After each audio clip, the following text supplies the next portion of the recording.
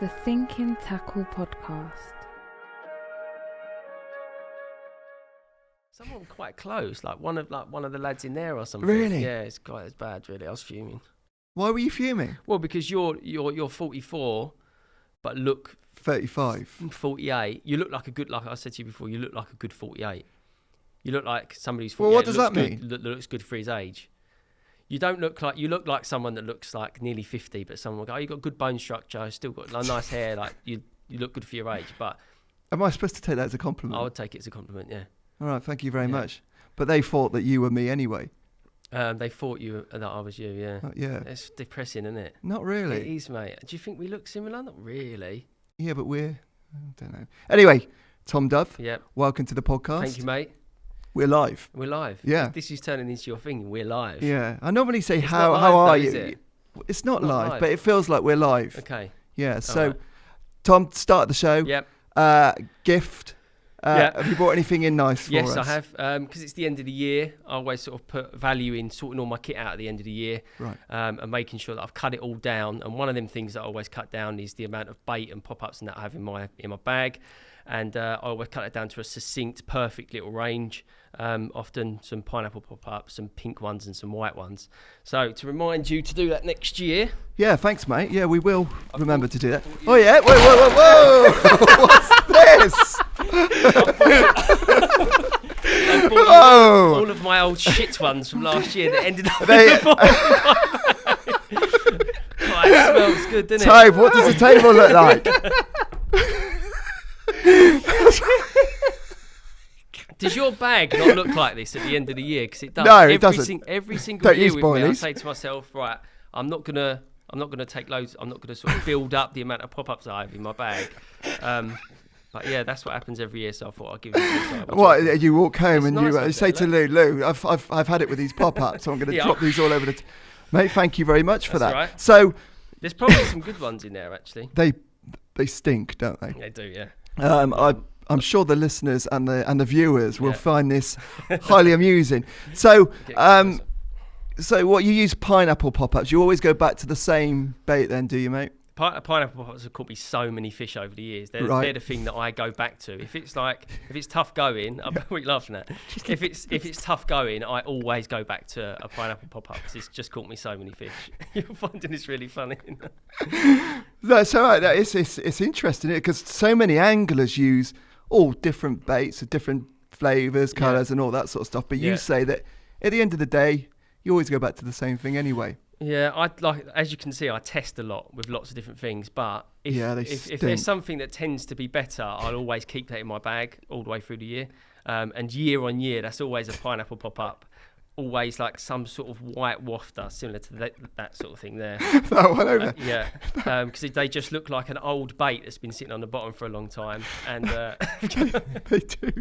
it stinks, doesn't it? This I didn't think it was going to look like that many on the table. Yeah. All right. Well, I mean, this lot would fool any carp, wouldn't it? I mean, where would the hook bait be amongst this lot? Yeah. Well, thank you very much for that. Are we supposed to leave this on the table now for I the think next? leave it. Yeah, it smells like Christmas, doesn't it?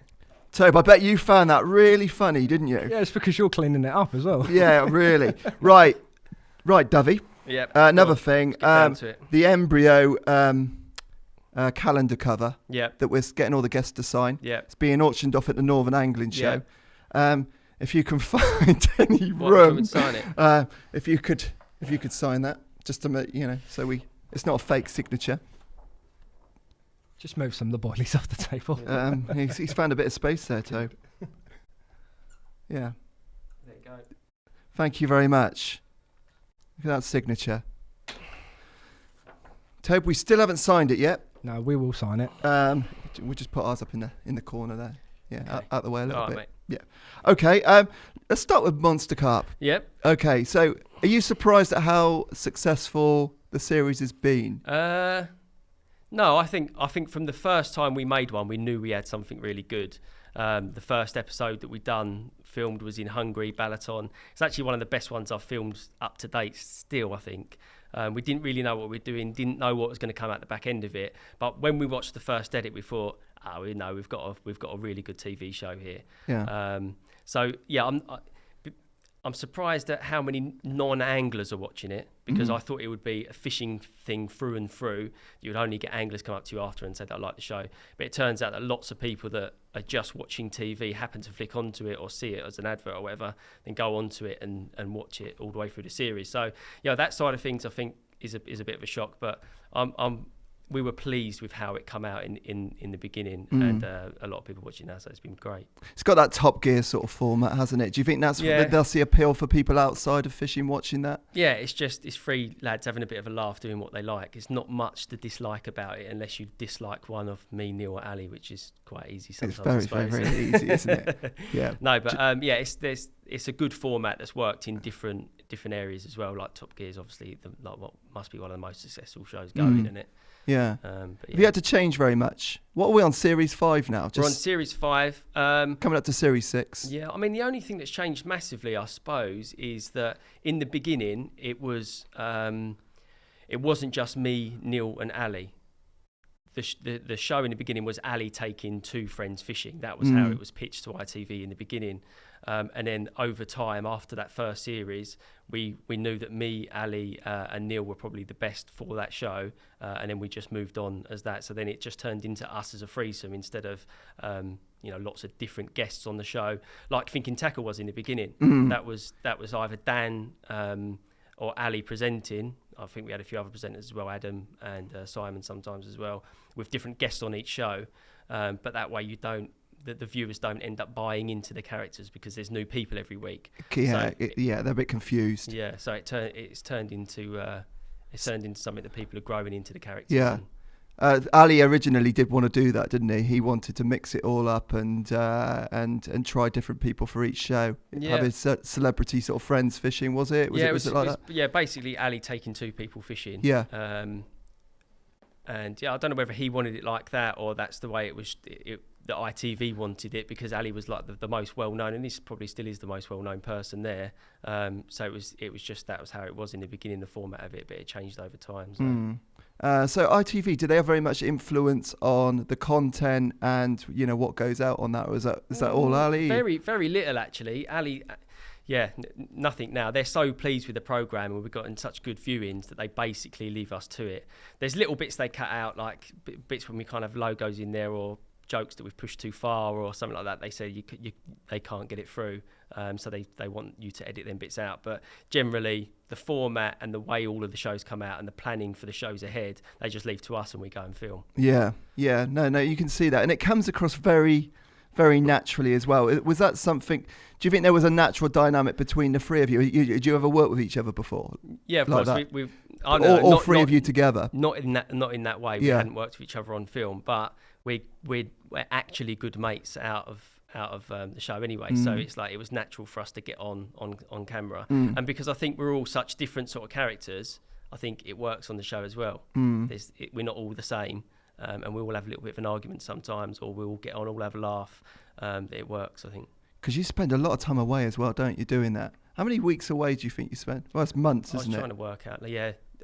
Nearly 20 weeks of the year, I suppose, I'm out of the country. Yeah. But that's with the product work as well. So I haven't, with Monster Carp, we're filming sometimes over 2 weeks per episode, and we're doing 4 episodes. So that's, close to 10 weeks away just for Monster Carp. And then I've got the masterclass filming on top, and then the product work on top of that. So it feels like I'm out of the country all of the time now. Yeah, it's pretty manic, isn't it?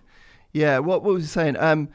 People always watch those programs, don't they? And it's easy for people to comment on it doesn't depict, fishing as it naturally is, with how much bait you need to put into the lake and, duration, swims being taken, and booked or whatever. Yeah. I mean, how natural do you think that really is for, for the average angler, average fishing session? What, Monster Carp? Yeah, Monster Carp especially. It's there's a lot of planning that does go into it. Yeah. We have swims shut off, but we don't ever bait up. That's like a thing that go. Everyone says that I've had the swim shut for 4 weeks, no bait. That doesn't happen at all. We put it all on the line. We go there. Obviously, we will make sure that we've got some good swims there to fish. But nothing gets shut off before we get there or anything. Why the baiting thing? Why don't you do that? Is that just an etiquette kind of thing, you know? Well, it just, there's one thing with Dan, and he doesn't like anything faked, or he doesn't like anything coming across as something it's not at all. So if we say we're getting there and we're fishing, and that's how it is with Dan. It's like there's no way of getting around that. So that's how it always has been with the film. Even like all of the bites you see with the bobbin hitting the Delkin, they're all the actual bites. They're not like oh, we've had a bite, oh, we need to film the Delkin to make it look like a bite. Everything is real. So it's the same as if Dan would think that we were cheating if we had shut off a swim for 4 weeks and shut it off and baited it. So we just don't do it in any of our filming.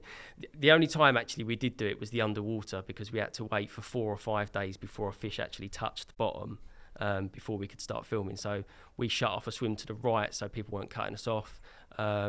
And that swim was shut for a week before we actually started filming, because the fish just wouldn't feed in front of the camera otherwise. So that's the only time. But we told people there and then on the show that that's what had happened. Right. So there was, again, we were telling the truth. So there was no... How do you set the cameras up for that? Are they on a remote or something then? So when you get a bite, the cameras turning on and off, and off. What, for the bite? Yeah, because potentially somewhere like Casseon, you were waiting a long time to get action, weren't you? Yeah, so you have a setting on the camera called cache or cache. Yeah. And it's constantly filming, but it deletes everything up to 8 seconds before real time. So if you get a bite and somebody has to run up to the camera quickly and press the button, then you get 8 seconds before somebody's pressed the button on the camera. Right. So often you get the bite. But there has to be a camera on the buzzer constantly, and there has to be a man manning the camera as well. I bet someone's in trouble, aren't they, if they don't get there within 8 seconds? Yeah, sometimes, everyone's running down the stairs. Because sometimes after, like when you've been there a long time and nobody's caught anything, everyone starts to relax a little bit. And, somebody's having a fag sitting there, a long way away from the camera and not paying attention, and sometimes it gets missed. But, very, very rarely. And the other thing is, we have to make sure the camera's really sturdy, because sometimes people come running down the bank, press the camera, and it shakes and it ruins the bite. So you've got to be really careful. Yeah, it's all set and primed, isn't it? But if anything goes wrong at that vital minute, you're screwed, aren't you? Yeah. So it is. How much? So, I can hardly concentrate with all these boilies all over the place. You, Neil, and Ali, you obviously get on pretty well together. But there must be times when when you have your little fallings out, aren't there, on location? What the personalities like? People always like ask this question, like, do you ever fall out? Of course they do. Yeah. Me and Ali have had some tussles, but me and Ali are literally like brothers. We will argue, and then 10 minutes later we're okay. We disagree on certain things sometimes, but it gets sorted there and then. We have a tussle and that's it, and it's done, and we're okay for filming for the rest of the show. What is it, like a big brother and little brother kind of relationship? Yeah, just a clash of personalities a little bit, but then but 95% of the time it means that difference in personality means we're really good friends. Yeah. So we sort of take it as it is. Sometimes there's a lot of pressure on the show, like when you're there, especially for Ali as well, because he does a lot of the organising for the show. There's a lot of pressure on his shoulders because it's his job to organise it all. That when he gets there, he was before, not so much now, but the first few series, there was a lot of tension there with him. So any time that something didn't go his way or I questioned something, then it would turn into a bit of a heated discussion. But no, we all get on really well. We really enjoy the trips. How could you not? Travelling across the world fishing. You take a big crew with you as well, don't you, on that? I mean, is it 15 people now or something like that? It depends where we're going now. If we're going to somewhere that's like a holiday venue in France, it's quite a big crew, because we can settle into each of the swims. We can have a runner per swim. We've got 2 cameramen per swim, night and day. But somewhere like Casseon, we've learnt now that we've got to cut the crew down as much as possible. And we've got some crew that have been working with us for a long time that can do the day and the nights with us, and one cameraman can do the whole thing. Because when you're fishing somewhere like that, you need to be on your toes quite a bit in boats. And if you've got 2 cameramen with you, a sound guy and a director in each swim, it's like you can't move. It's really, really difficult to do so. So, we try and cut down the crew for them sorts of trips now. Yeah. Yeah. Are there anything that there must be examples of stuff that goes on behind the scenes that we don't often get to see, which you guys obviously come across quite a lot. Have you got any examples of that? Toby, have you got any pictures? Yeah, I've got an example actually. Oh, here we go. This is set up, isn't it? It's not set up, is it? This is like, Toby, you've got to Google this and find some video footage. There's lots that goes on. Yeah, we're obviously there for 2 or 3 weeks, aren't we? So look, what's this? Oh, yeah. What's this one? This then? has actually been on Instagram already. This. Oh, has it? Yeah. Oh, so we're not the first. I think Monster Carp. So we got. Where did? Is there any sound on it? Yeah, Some sound there, Tom. Oh, yeah. there's some sound. Yeah, this is in Spain. Ali wasn't actually there on this one. Where was that? This was just me and Look Neil. at this. Look. Look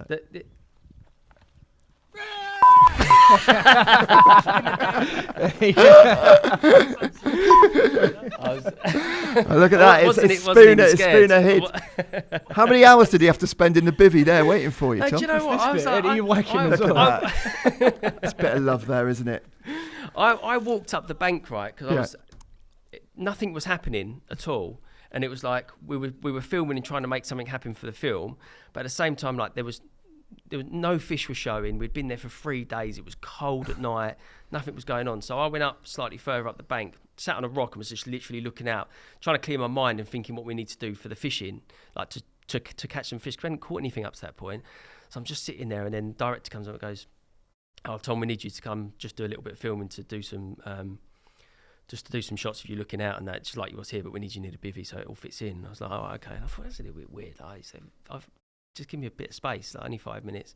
And obviously they'd set all of that up, and Neil had got behind and scared the life out of me. He's done it about 10 times now, actually. Neil, he always tries to scare me because I jump. Yeah, but I think you're probably getting your own medicine there, right? You're a little bit. What do you mean? Because you do like jumping out on people, don't you? Yeah, I do it here a lot. I've had that a few times, haven't I? Yeah, you take great pleasure in that. You jump as well, mate. Yes, yeah. Well, I would take quite great pleasure in watching that.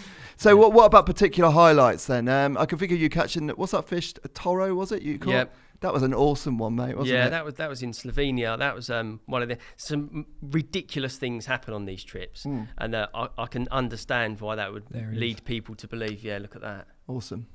That is a ridiculous carp, isn't it? That lake was 500 acres, thousands of fish in there, and I caught that third bite.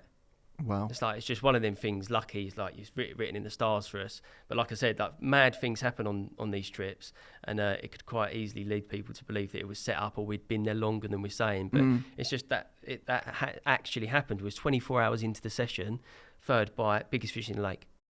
Sorry, how many fish in that lake again? Thousands. Thousands of fish. There was so many fish in there that we were worried that we might not get through to 40-pounders. Really? Yeah. And there was Sorry, how big was that one that we're looking at on the screen now? 65. That one was. Biggest carp in the lake. Yeah. Can you imagine? That was a ridiculous fish. You put 2 oranges into that fish's mouth. Yeah, I caught it on 4 tiger nuts tied in a ring. Yeah. Fishing at about 250 yards up against snags, braid fishing, going out in the boat, dropping it down, putting 2 kilos of bait out, and then setting back. That's a rig that you like using a bit, isn't it? That ring tiger nut rig. Yeah, I use it quite a lot. Did you start doing that? No. That's like for years ago. That was like a greedy pig rig, and a guy who works here, Jay Willis, who's good friends with my uncle Scott. They used it years ago, and then I used it at Gigantica, I think, when you're allowed to use nuts on there. So I started using it then, and I've just caught so many fish on it abroad that it's like I use it as my starting approach now because it's just caught me so many big uns. Why do you think it works? Just a little bit different? Well, firstly, they love tiger nuts. And second of all, it's quite a big hook bait. So it sits out there until something big picks it up. And a lot of the time when these big venues abroad, you're fighting against an awful lot of really small fish, sometimes like little silverfish like that, sometimes 10-pound carp, and you don't...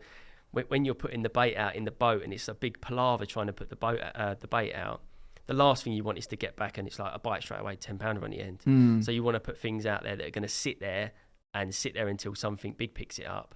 And that, because it's 4 big tigers in a ring, it's like it just doesn't get picked up by the smaller fish. Were you all using tigers? Were we all using tigers? Yeah, at that time. I think we often go with a mix of tigers and boilies. Yeah. To start. So do you all go in there with a different approach, or do you try and spread things out a little bit amongst you? Our approaches are getting similar and similar the more we fish abroad, but in the beginning we started quite different. Yeah.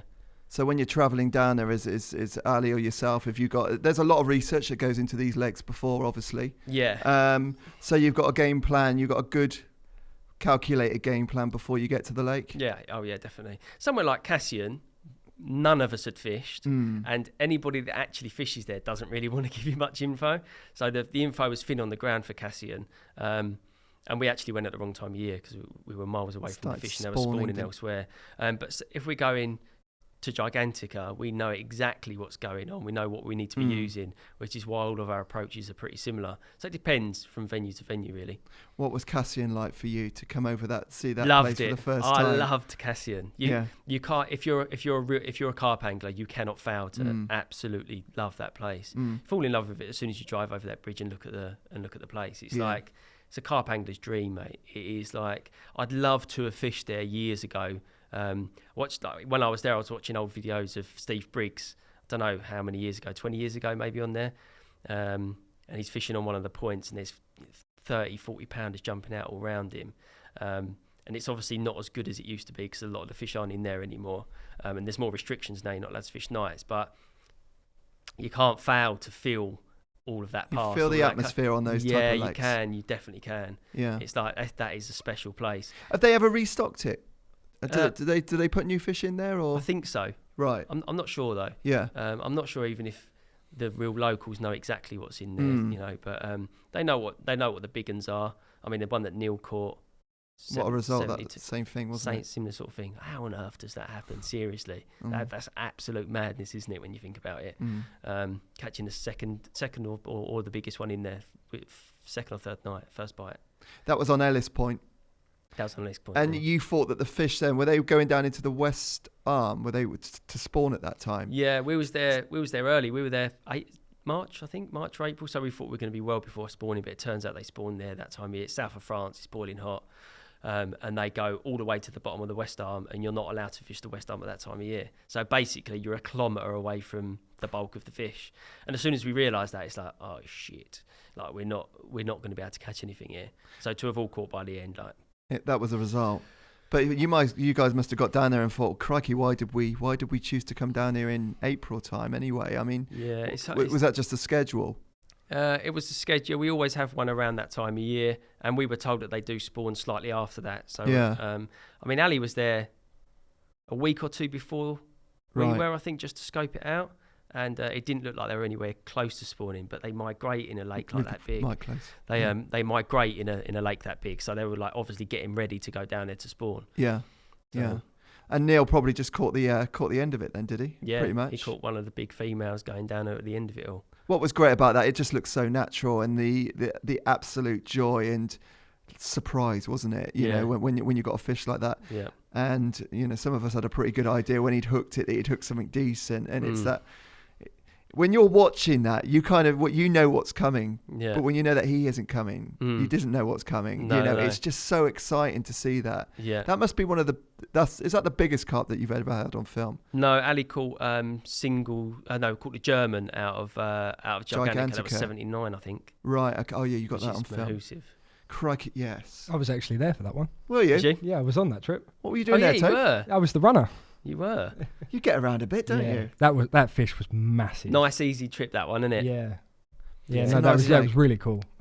We'll be talking to Danny about Gigantica at some point. Right. And so if anyone's fancied a trip out to Gigantica, there's some good some good knowledge about that. Shall we get back onto your personal life, Tom? Yeah. So I don't think people know an awful lot about you. They see you on the TV and stuff, but don't know about you. You got 3 brothers. Yep. You're the middle. No, I've got 2 brothers. I'm one of 3 brothers. Sorry, you're one of 3 brothers. Yeah.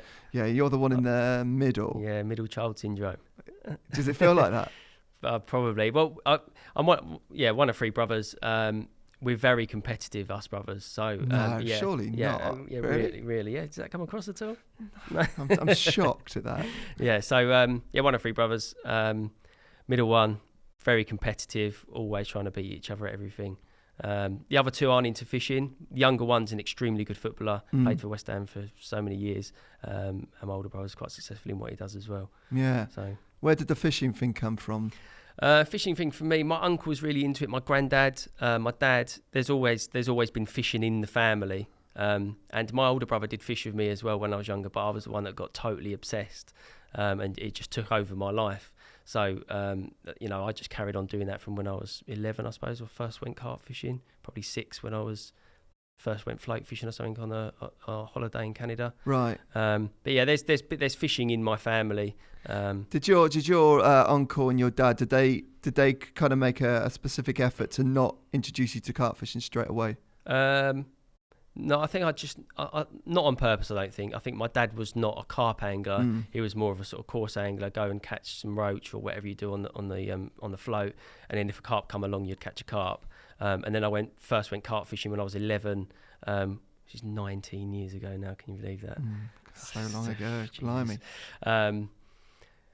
Yeah, and then I went carp fishing for my first time with my dad and my uncle when I was 11 and caught a 19-pound carp. And then that's when I started to think, right, I want some carp gear here, 2 the same rods, and started fishing for carp on the same lake that we were just float fishing on before, and then just never turned back.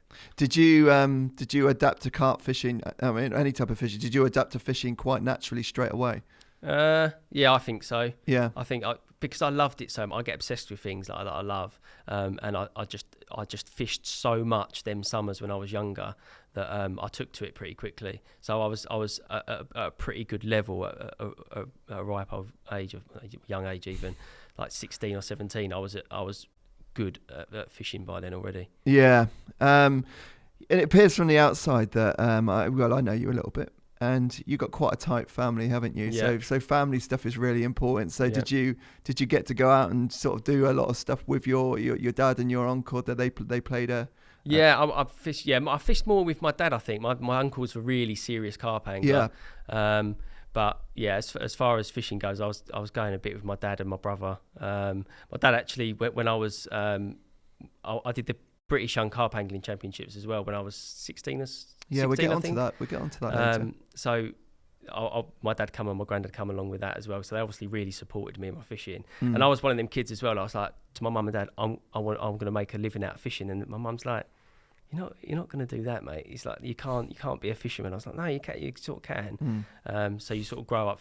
I just pushed myself into it basically. What was I going to say to you? There are things in life that, some people are kind of like, naturally kind of, cut out to do. So, talking about working in the fishing industry and stuff like that, is that, that was something that you really thought that there was an opportunity to do that? Because it's quite a rare job that you do, isn't it, now? Yeah. So did you see yourself as being an angler or a product developer, or what was it? I think when I was younger and I was saying that to my parents that I want to be a fisherman, I literally thought I could be like a Terry Hearn. Like even people now still look to Terry Hearn, don't they? He's the man, isn't he?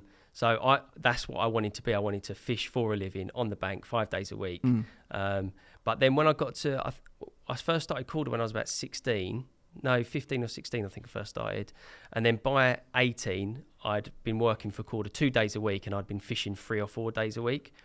And then it got to a point where Damien offered me a full-time job in product development. And then it was like a little bit of a moment where you think, I was getting older and I was thinking, am I really going to make a good living out of fishing 5 days a week? Probably not. Right. Almost definitely not. Should I take this job full-time? Probably. So that's what I ended up doing. I ended up working for Korda 5 days a week. And now looking back, that was the best decision I ever made, because I love fishing dearly. It's been the biggest constant in my life all the way through. Would never ever fall out of love with it. But I don't think I could fish 5 days a week, and live like the people that do that do. I've like the nice things in life as well. I want a nice house and a nice everything for my family, and I don't think you can really do that by fishing 5 days a week and being out of being on the bank 5 days a week away from your family. That I couldn't have done that now. So. Yeah, like you say, there aren't many jobs out there where you can do that. You were saying as well that you were quite a nervous child. Was that the case? I mean, obviously, what you've got into now seems to kind of go against that a little bit. Yeah, I don't think I was a nervous child, but I wasn't somebody that was outspoken or happy to be on film, or I never saw myself being on camera. Definitely not. That's taken years of me getting used to. And, even now I still don't feel that comfortable with it. The Monster Carp filming I feel comfortable with. But, I was quite a quiet young lad, really, I think. It's the type of person that gets into fishing. Very rarely get loud. A quick learner? A quick learner. I would say I learn things relatively quickly, but only because I put so much effort into learning them. Yeah. It's like I said, I get obsessed with things. Even like... I think of a few things in the last few years. Poker is something that I got obsessed with and got to a pretty good level. But then I realised that really you have to spend all of your time doing that if you want to be at a top level. So I tried to stop doing that. It's not really a good thing to get into either. Golf, How do you do that then? I mean, do you have to? Is there other people that kind of miss out on you a little bit because of that? You say my girlfriend? Yeah, maybe. Yeah, I think. She hates my obsessions and my. She's like, you don't need another hobby. So she calls them obsessions. She calls them obsessions. Yeah, it's because like just take for instance, right? At the minute I'm quite into golf. Like I'm trying to get good at golf, and if you actually really do want to get good at something, you've got to put in a lot of hours. Not even just practicing it, but mentally as well, thinking about it or watching videos or tutorials or whatever it is. So if I've got it in my mind that I want to get good at it, then it takes over a lot of my time at home. And then I want to go and play at the weekend or practice during the week or, whatever. So she's just a bit like, another thing that you so what does it feel like if you're not practicing then? Does it just drive you nuts and drive her crazy? I know, I practice. I don't, there's no getting around it. I like what Louise has said about she checks your hands when you come home. Yeah, coming from work and she checks my hands to see if one of them's black from a golf club, to see if I've been to the range on the way home. But I say to her, like, I say to her, you think yourself lucky. Like I could, if I was, the reason I'm not fishing a lot at the minute is because I've had, I had a kid at the beginning, little Murphy, a little girl on Christmas Day last year. Christmas Day. So this is going out on Boxing Day. So yesterday, a year ago. And I'm away so much for the filming and everything that to come home and then go away for 48 hours of a weekend is just absolutely impossible fishing. And I get my fishing fix from all of these, the trips we do away. So I do a little bit of my own fishing, and so I'm not away from everyone too much because it would be taking the piss if I was. I'll play golf on a Saturday morning or a Sunday morning just so I can get my fix of getting outdoors and getting some fresh air and having something to think about during the week. Yeah, yeah. But you've got a good girlfriend there, haven't you? Yeah, I have, yeah. Yeah, she obviously knows. Absolute so she calls it your obsessions. So she's not just hobbies, they are actually obsessions. They are obsessions, yeah. Yeah. Well, that's what I'm like with fishing as well, though. You think that's why you've become quite good at things? You just I think it's the only way of getting good at anything. I don't, even when people say like you're good, you're naturally an angler. It's like nobody's you're not born an angler, or you're not born anything, are you? You have to practice hard at things and think about them an awful lot for them to become a second nature to you. But I think maybe people have ability. Some people have more ability than other people, but even then people need to practice. Do you think it's having the ability to be able to focus? Yeah, I think maybe one of my strengths maybe is that I can obsess over something over a long period of time to get good at it. Maybe, yeah. It's not easy to multitask though when you think like that, is it? I mean, if you it's one or the other, isn't it for you? I mean, can you?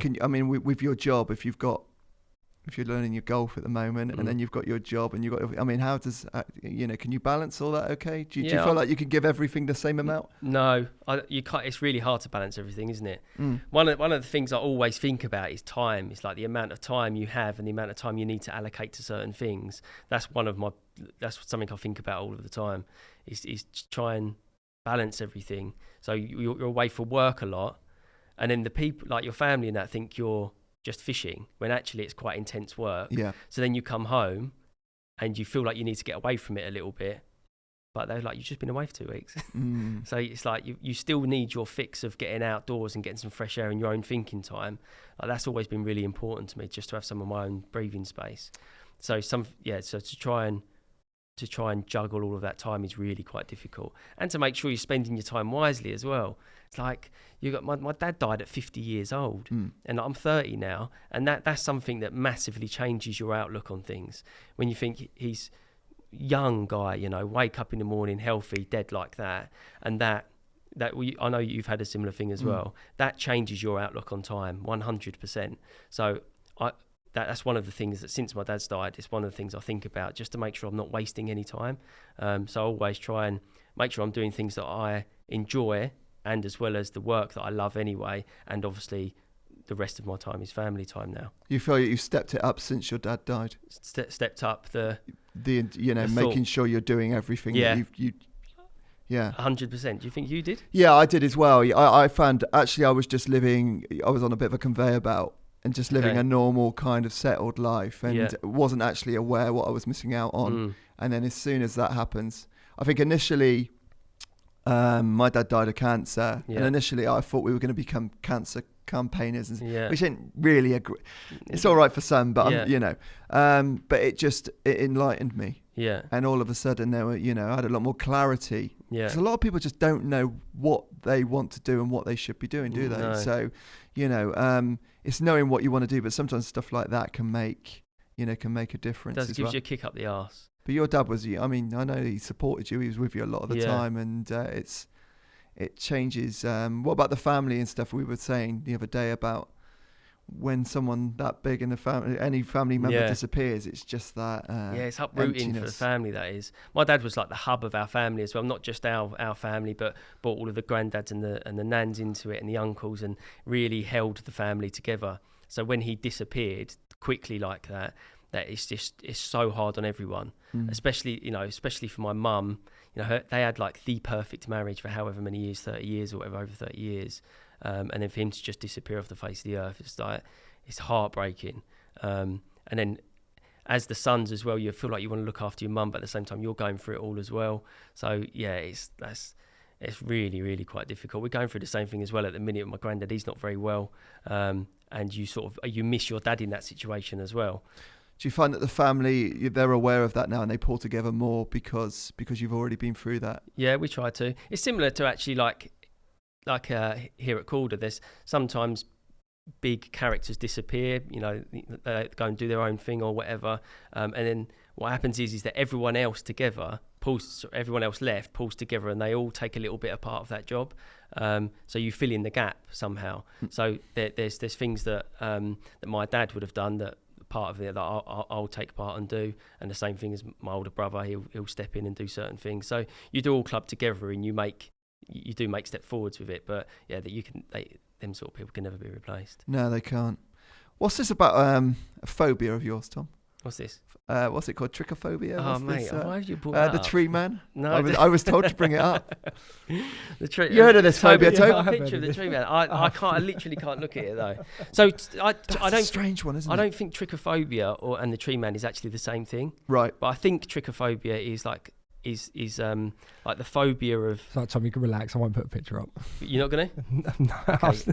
Okay, It's got good. it's like this. Mate, it weirds me out. Like sometimes if I have to have a shower or something to make me sort of feel a bit better over So it. explain it to us. What is it? So it's like if I see like the formation of thousands of little tiny things all in the same formation, it sort of makes me itchy, makes me feel a bit, I don't know, weird. Makes me, I don't know, like I can't sleep at night thinking about it sometimes. Right. I'd have to show you a picture of something for you to understand what it is. And the tree man's a similar sort of. Have you seen the tree man? So he's like this guy that's got some sort of disease, and his hands have turned into almost what look like bark, and the bit of skin between where the bit of skin between where the skin turns into the bark is sort of like little dots, almost like a virus. Like you can see that it's a virus, and it just weirds me out. Really weirds me out. Do you relate that to? Why would you do that to me halfway through? It's like I'm going to be thinking about it. I was told by one of your loved ones to mention it and see what your reaction would be. Oh,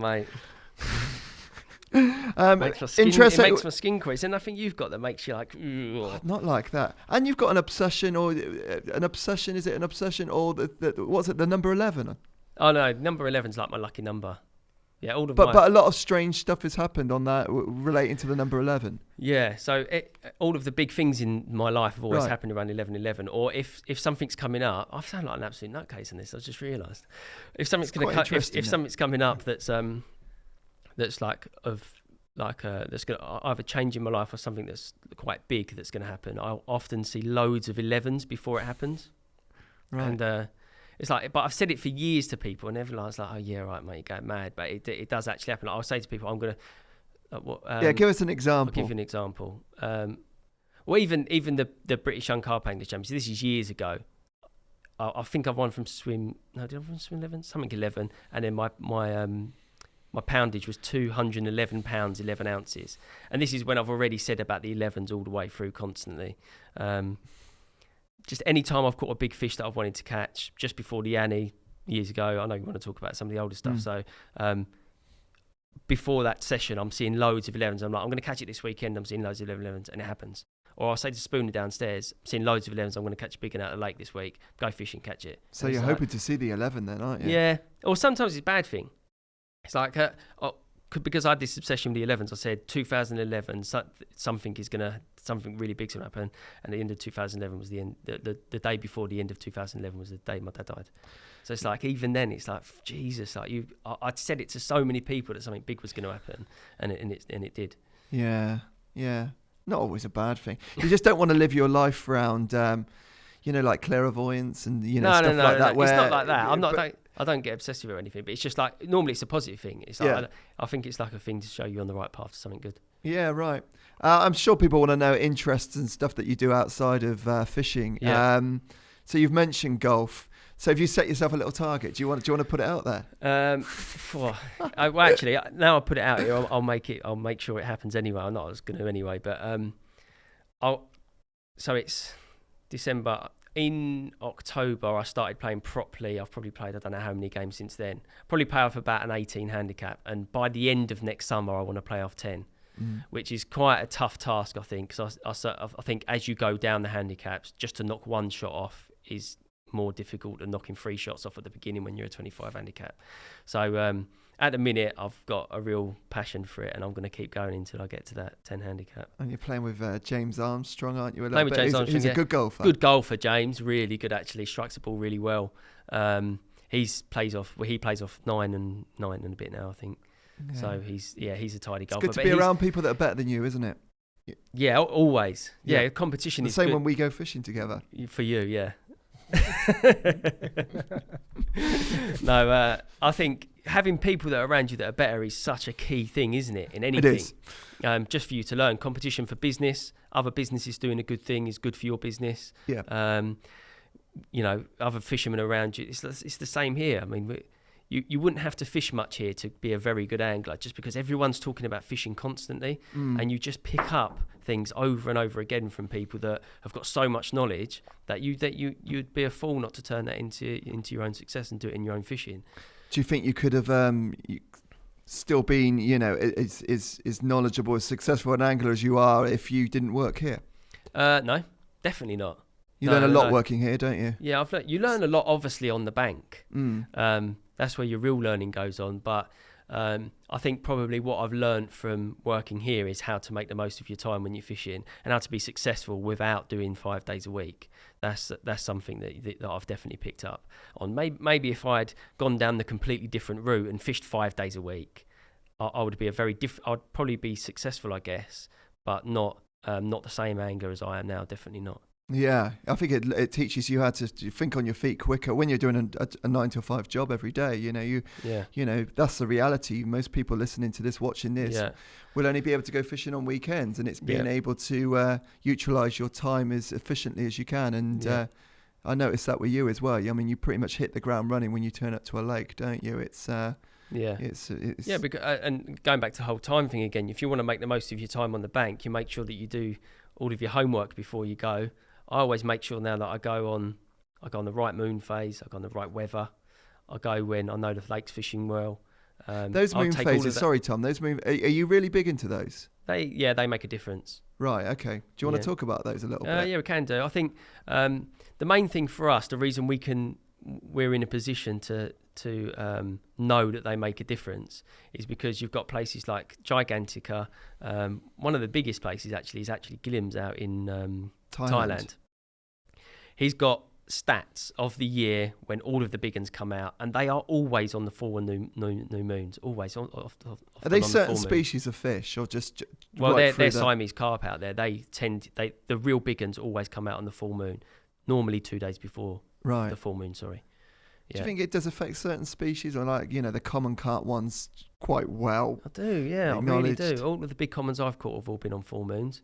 And I know that's now because I tend to go on full moons because I think they're going to get caught. So full moon, you've got 3 days, haven't you, on a full moon? Yeah, it's normally the 2 days. I find it's the 2 days before the full moon. Yeah, It is the very best time, mm. and it does just coincide with all of the biggest captures here. Like if you went to Damo, Right. believes in it. Well, Damo's going fishing next year, isn't he? Yeah. And he's booked them all around those moon phases. Yeah. So They just do, mate. Like even when the Giant was in Gigantica at the time, it was between 70 and 80 pound, I think. Every single, I think there was a full moon in the second week of September. Every single September, that second week on the full moon, that big fish would get caught. There's no way that's a coincidence, is it? It can't be. So when you're seeing a pattern arise like that, it's like, whoa, you can't ignore it. do you think it applies to all different types of lakes, or maybe bigger lakes with more water, bigger expanses of water? Because we know what the moon does to obviously tides and stuff like that. So do you think it affects bigger lakes more because of that, or Not you not sure. notice any difference? Not sure. I don't. It's No, because the interesting. lakes I'm talking about are quite small in Yeah. in comparison to most. Yeah. Gigantica's not. It was 36 acres, I think. Gillam's is a tiny lake, and it's just. Some people think it's something to do with the extra light you have at night. I don't think it is. I think it's something different. What about those supermoons? Yeah, I don't really know much about the supermoons. Just a bit brighter. Yeah. You know, they are. I mean, when you get those big full moons, what's that? Early autumn time. I Right. mean, they can be. Yeah. Anything else that you kind of base your fishing around? Obviously the weather, massively. And yeah, just when the lake's fishing well. And one of the biggest things in my fishing now is timing what bait I will use with. So whatever time of year I'm going, or whatever the weather's doing, or whatever, I'll use certain baits in certain weather conditions or certain time of year. I think that's the biggest thing that's made a big difference for me over the last few years. So timing baits, what certain types of bait? Yeah, certain type of bait. Boilies at the end of the year, October sort of time. Tiger So nuts. post spawning, you Yeah. think that they're really Yeah, I mean, I don't think the autumns in general now are as good as they used to be, because now the old close season is opened and the fish have been fished for all year. yeah. But yeah, I mean, boilies tend to be really good at the back end of the year. Love fishing tigers and casters during the summer. Them hot days and really shallow water, baits like that are just so much better. So Fishing, not when they're not necessarily looking for large quantities of bait. They're just looking for smaller quantities of bait where you're just trying to nick a bite. what, in the summer? Yeah. No, I still use quite a lot. Do you? Yeah. They go for a lot of bait in the summer post spawning. A lot of particle I'll use. Any sort of seeds after they spawn. And at the beginning of the year, they're cruising around not eating much, and I'll use a really small amount of boilies with a high attract pop up on. So sort of timing the style of angling and what bait I'm using to the time of year I'm going is some time of year I'm going. Yeah, It's not just a coincidence, is it? No. It makes a big difference. 100%. We'll get onto zig rigs later in the podcast, actually. Yeah, okay. Okay, so you grew up in Spain, didn't you? Between 13, 17 years old, you were living out there? Yep. What, your dad was working out there? Yeah, my dad was a builder, fed up of the UK, and wanted just a different life for us all. Quite a bold move if you think about it, like a family of 5 when you look back now. Moving, I was 13, my younger brother was 10 or 11, my older brother was 15, I think 16. Went to an international school. Right. Obviously, this is of a time as well that I was really getting into my fishing. So moving out there, I knew I would miss that, but I did spend a lot of the time flying home and fishing as well in little blocks.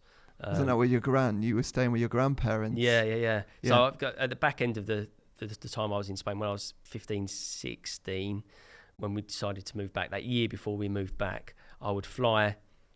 So let's make this clear. I've finished my GCSEs a year early. I took a test to get into the school, and they said I can go into the year above myself, because I think there was not much room in the year I was in, and they said I could sit my GCSEs a year early. So I left school when I was 15. So then I had this like dead year of when I was between 15 and 16, of when I was like working a little bit with my dad on site, getting a little bit of cash in Spain, paying for a flight back over to the UK, and then fishing Walthamstow for a week or two. And I'd stay at my nan's, who lives in Dagenham, and my granddad would take me there every single morning, to sit on the gate 5-6 o'clock in the morning to take me before he goes to work. And then that year is the year I've done a lot of fishing at Walthamstow. So how did you get into fishing Walthamstow in the first place? I mean, so Walthamstow, for people that don't know, is is in East London, isn't it? Yeah. And it's right in the middle of you're right in the middle of London. It's an unusual place. Yeah. And you've got a complex of how many different lakes on Walthamstow? Well, you've got lower, higher, Lockwood, so 3 that side of the road as you drive down on the right-hand side. Then you've got the 1, 2, 3, 4 and 5 are trout lakes, and then you've got the West Warwick. So, yeah, seven carp And which lakes lakes were you fishing? I spent most of my time on the 2 and the 3. That was sort of like the in-between a lake. The 1 had loads of fish in it, and was like you could go and catch 10 fish in a day if you were good at spotting up tight against that island. The lower Maynard was seen as a bit more difficult, less fish, maybe 100 to 150 fish in 30 acres. Then you had the 2 and the 3 that was in between. It was like 300 fish, probably 30 30s, and just a wicked lake at the time. It's changed a bit now, but at the time it was just amazing. Days only. Talking around mid-2000s. Late 2000s. Right. Yeah, but 2005 to Yeah. 2010, I suppose, yeah. The years I fished there. Just an amazing water. Like the fish were long, dark, exactly everything you want from catching a carp. That they are absolutely perfect. And days only, so everyone was on an even playing field every single day when you turn up. So you turn up at 7 o'clock. Well, you're allowed in at 7. So Yeah. you were allowed in at 7. So were you always first on the gate? Yeah. Yes, I was. Always. Well, as soon as I learnt the value in that, then yes, I was there first on the gate. Okay. Even when my granddad used to drop me off, I'd get him to drop me off at like stupid o'clock in the morning. And you say sometimes. into the value of that. So did you know from the previous day? Did you always know what lake you were going to fish, or because when you're in that car park, you can't see the lakes, can you? They're a bit of a walk away as well, aren't they? Because I was fishing the 2 and the 3 all of the time. I knew I was on there, and like I said, I was stringing sessions together, so I'd be there from Monday of one week to Friday of the next week every day. I might have a day off in between because it was just so tiring doing all of them days. But I would know where the fish were, and then I would be leaving that night late on the gate. I would chat to everyone on the gate because everyone would have a chat to see what they'd caught, and I'd get a gauge for where the fish are, and then I would be back on the gate early in the morning to make sure I was in the best swim. So did you find that as the week progressed, the fishing really sort of stepped up as you dialed into the lake during the first few days? Me and a friend of mine, Warren Dolan, he's married to my cousin now actually. We were there all of the time as kids, so we were just so in tune with the lake, and it's lovely fishing when it's like that. You feel like you're one step ahead of everyone because you're doing more time. But yeah, what an amazing place that was. It's a shame really that it's changed so much, and we've had a few fish kills, and they've changed the complex slightly. They had like some sort of lottery grant, and they've changed it into sort of an open access place to the public, so a bit of a park, and it has changed the fishing a little bit, but they're fond memories of fishing there. So when you turned up in the mornings, then would you be talking to the other angler? Would you all be telling the other guys where you were intending to fish, or was it quite secretive? Or no, not secretive at all. It was a gentleman's agreement that the first person on the gate got first choice to swim, and that's just the way it was. So it was like, if you was first in where you're going, you say Teapotty 2 or Southend or wherever I wanted to go. So you didn't literally have to sprint to the swim? Or? There was the rumours of all of that. Yeah. I think that happened before I was there. I don't think it was as gentlemanly before I got there. But when I was there, it was like everyone knew everyone. It was the same people fishing over there all of the time. And people just asked you where you were going on the gate. You sorted your ticket out, you walked to your swim. You're being sharpish anyway because you want to get to the swim because then that first hour was so good. But there was no issues with people running and getting in the swim before you. Did you find the patterns on there were quite predictable on that lake? I mean, did you pretty much know what they were going to be doing? Yeah. Bait-wise and everything, so you... Yeah, well, at the time, I didn't really fish much else but boilies anyway. Right. It was time when Cell was really good. Fusion, when I first was on there, that was always quite dominated by mainline then waters because there were so many mainline boys over there. So, yeah, I mean, and the patterns of the fish themselves, it was like, it's a days only water. So it's always very good just after the gate opens and just before it shuts. So them first 2 hours you make the most of, and the last 2 hours you make sure you're in the right position if you weren't there already from the morning. So were you on your heels ready to move at all times as well on there? Yeah. And could you move around? Was it busy?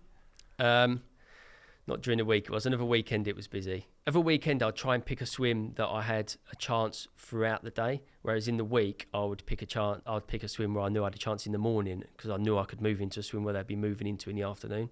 So you sort of you'd do different things depending on what day it was. But that lake is such a good breeding ground for carp anglers because you learn the fundamentals very, very well. You learn that location is extremely important. It was very silty, and the filling the lead down was the most important thing there as well once you'd got on the fish, to make sure you was on a slightly harder bit of silt. So that thing that you take for granted now, that filling the lead down, you learn so well on places like that. Did you always feel that, do you always find that the harder spots were the better spots on Always. Yeah, always. You always get... Because you'd think that those, sometimes the harder spots, they've already been polished off and the fish have gone somewhere else. Yeah, these weren't that hard. These were just slightly firmer than something that you couldn't almost... Like, you couldn't... If you cast 3 foot to the left, you almost couldn't feel the lead down, but you cast 3 foot to the right, and it's like you can feel it a little bit firmer. And I don't know whether that's where they've just dug out the bottom slightly or whatever, but it was them little areas that used to catch you loads of fish. Those carp holes that they kind of dig. And obviously you had such good anglers there. You had lots of good anglers, and you're in competition against them. It's like, if a fish showed twice, there'd be someone over in the swim, so you better see it first, because otherwise you've missed out on an opportunity. So we always get on. So if you're seeing showing fish, I mean, you could get on those, and that was a good chance of a bite. Yeah, right. It's shallow. It's like 6 to 8 foot. Nothing really on the bottom, only just to feel for a slightly harder drop. But as soon as you get on them, there's often a big group of fish there, and you could get a bite pretty quickly. And they were moving around so much because it was shallow and people were casting at them. It was like you had a quick opportunity, then they might move on, and then you'd have to up sticks and go after them again. You could never keep them there for a long period of time. Ram a load of bait in there. There was a couple of swims you used to be able to. The south end, which was my favourite swim on the lake, was like round the back of a bay with an island in front of you, and to the left of the island you had quite a large bit of open water between you and like this spit swim called the Tea Party 2, and they used to spend quite a bit of time there. So like I said, if it was the weekend, I would get in a swim like that, and I'd put 2 or 3 kilos out, and when they turn up at 12 o'clock in the afternoon, normally 1 o'clock they'd turn up, I'd hold them in that area for the whole evening, because they'd go through the bait and I'd put another kilo out once I'd caught 2 or whatever. So there were certain areas that they'd stay in longer than the others. Like as the first bit you walk through the gate, there's a bit called open water 2. That's an area where they didn't stay there no matter what. They'd be there for the first 2 hours of the morning. If you put out 5 kilos of bait, they would still leave by 9 o'clock in the morning. It was habit. There was no way of keeping them there. Right. So bait didn't really make too much of a difference there. Were you fishing pop-ups or bottom baits a lot of the time on there? Originally pop-ups, then bottom baits pretty much all of the time until the winter. Then the winter was like fishing to snags really tight up against the islands with single pop-ups. And that's what I think where the whole pineapple pop-up thing bred from, really. They just loved them in there so much, and all the way through the winter we'd get bites on them. So it's just, you get confidence in them. So the smellier the bait, the better. I mean, pineapples it's a pretty potent smell, isn't it, as well? So if you're not fishing over a lot of bait, just use something that was a little bit more attractive, maybe in the hook baits, or did that matter? No, it was definitely. I think if you're putting a little amount of bait out, you'd fish something really high attract on the hook bait. And then if you were putting out, like I said in the south end, swim, a kilo of bait or 2 kilo of bait, I'd happily put out just a bottom bait I was using with a bit of cork in. So a bottom bait over bait, a pop up on its own. Yeah. At the time, yeah. Now I use quite bright high attract hook baits over a lot of bait as well now. But your fishing changes over the years. But at the time, it was like the timings, July, August, September, when they were going through a lot of bait, I wouldn't put anything bright on the hook at all, because they were eating the food baits you were putting out. So it was more pop-ups all the rest of the time of year. And then when I was putting any bait, I was just using the out of the bag bottom bait. Do you find matching the hatch when you are fishing over bait as well? Bottom baits, same colour, keep everything consistently the same. Yeah, it works. Sometimes that works, sometimes it doesn't. But right. If you're putting a lot of bait in and the fish are eating that bait over a long period of time, then you're best to have one of them on the hair as well. Because sometimes something sticking out can be an advantage, and sometimes it sticking out can be a disadvantage. And that's for us to work out as part of the game, isn't it? It's part of the puzzle, isn't it? Because I notice nowadays you tend to not necessarily go in with everything the same bait-wise as well, don't you? Put different colours on, and we had a fishing trip a few months ago, didn't we? Yeah, how did that go, mate? Oh, it went all right for you, didn't it? It went to Oxley's. Somewhere like Oxley's where there's lots of fish and you're spod into an area and trying to get a feeding reaction out of the fish and catch lots of carp, then I would go in with 3 different colour hook baits or 3 different styles of hook baits, because you'll often find that there's one particular hook bait that works a lot better than the rest, and you better find out what it is earlier on in the session because it can change your trip. And you cast quite a lot as well, don't you? you're taken back by that a bit, aren't you? Quite an active angler on places like that. I always think if I'm fishing a lake with loads of fishing, I should be catching. So if you're not catching, change something. Because you don't want to get to the end of the session, then change something and think, oh, how many could I have caught? So I put 3 different hook baits out at the beginning of the trip, and if I'm not getting them, I'll recast and put more bait out and try and keep the swim active until I start to get one. Much like match anglers, really, they'll do the same thing. Yeah, I know we've moved away from Walthamstow, but on that trip as well, you decided to go all in, didn't you? The last night on bait as well, just to try and you want to catch a big, get some sleep. I wanted to get some sleep. Yeah, I know, because we got there. When did we get there? We got there on the Sunday. We got there on the Sunday. Yeah. Sunday night I started catching, I think. Middle of the night. Yeah, middle of the night. And I didn't get any sleep that night, and I was catching through the day. Then I didn't get any sleep through the Monday night either. And I think I was on about 17 fish or 18 fish, I think. Yeah. And then, I thought, what I'm going to do is instead of just putting 4 spods out, I'm going to put out 15 spods just to see if I can get 2 hours kip, and then hopefully they'll get through the bait, and then I can wake up in 2 hours and I can put the rods back out and catch some more. And sometimes I'll do that anyway to reset the swim a little bit, so more fish can come in, they're not all getting caught, and they sort of build confidence again up in the swim. But as soon as I've done that, I killed it. And when you do that, you realise what a fine line you're on, keeping the level right with the amount of bait out when you're actually getting the bites. And on that trip, it seemed 3 rods on a spot, probably as big as this table, I'd say, that's the whole spot. Maybe a little bit bigger. And just topping up with 10-foot area at the most, really, wasn't it? Yeah, and then topping up with 4 spods or spoms after each one, a medium spom. And that was enough to just keep the bites trickling. But make sure you get those spoms out as soon as you've caught a fish. You need to keep them, keep it going in. Yeah, the sound of the spom as well, Tom, makes a difference, doesn't it? Do you not think? It does on places like that, certainly. They home into the sound of that when you get them going. If you've got the right bait in it, they're homing into it, And just keeping the swim active. If you hadn't got a bite for a half an hour, it's like it's time to put some more bait out because they've come in and you haven't caught one. Keeping it topped up and active is good. And you were looking for activity in the swim as well, fish fizzing and stuff like that, and they did start fizzing up a bit, didn't they?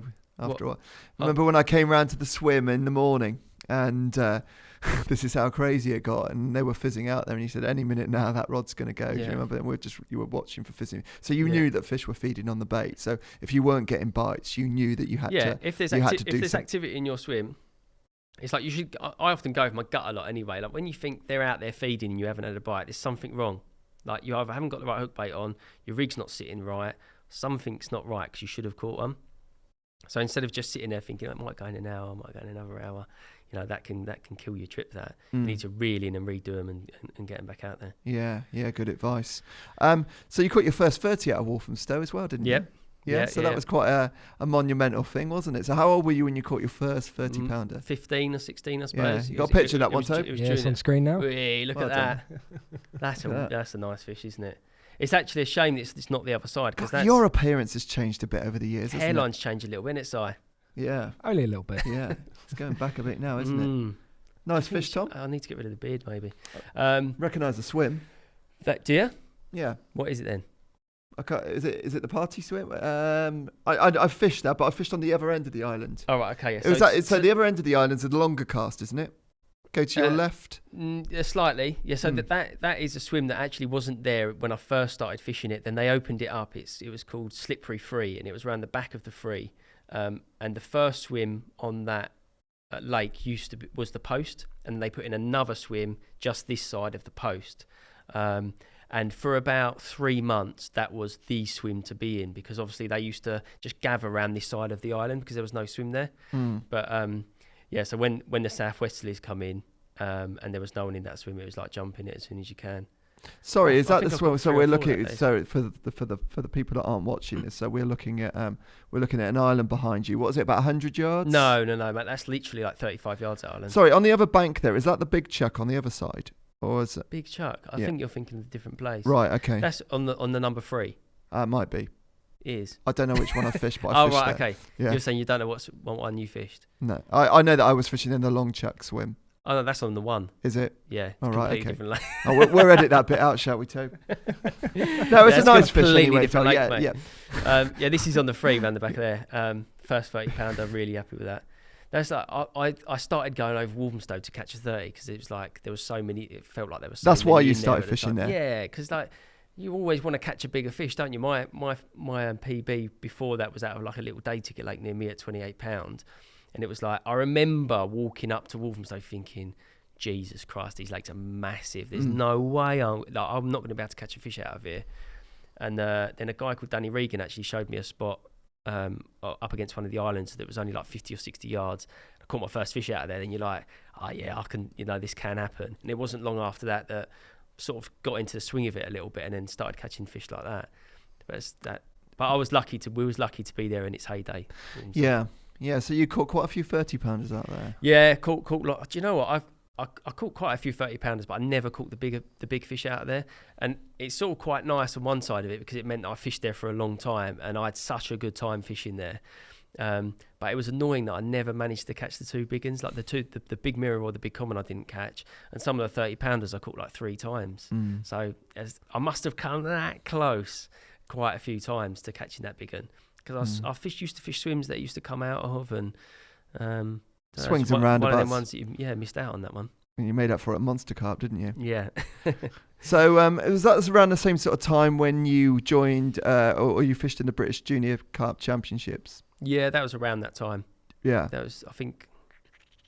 2005. Yeah, 2005, 2006. Right. Yeah. So then I went... it was exactly that time, actually. Yeah. Because it was when I was coming back from Spain.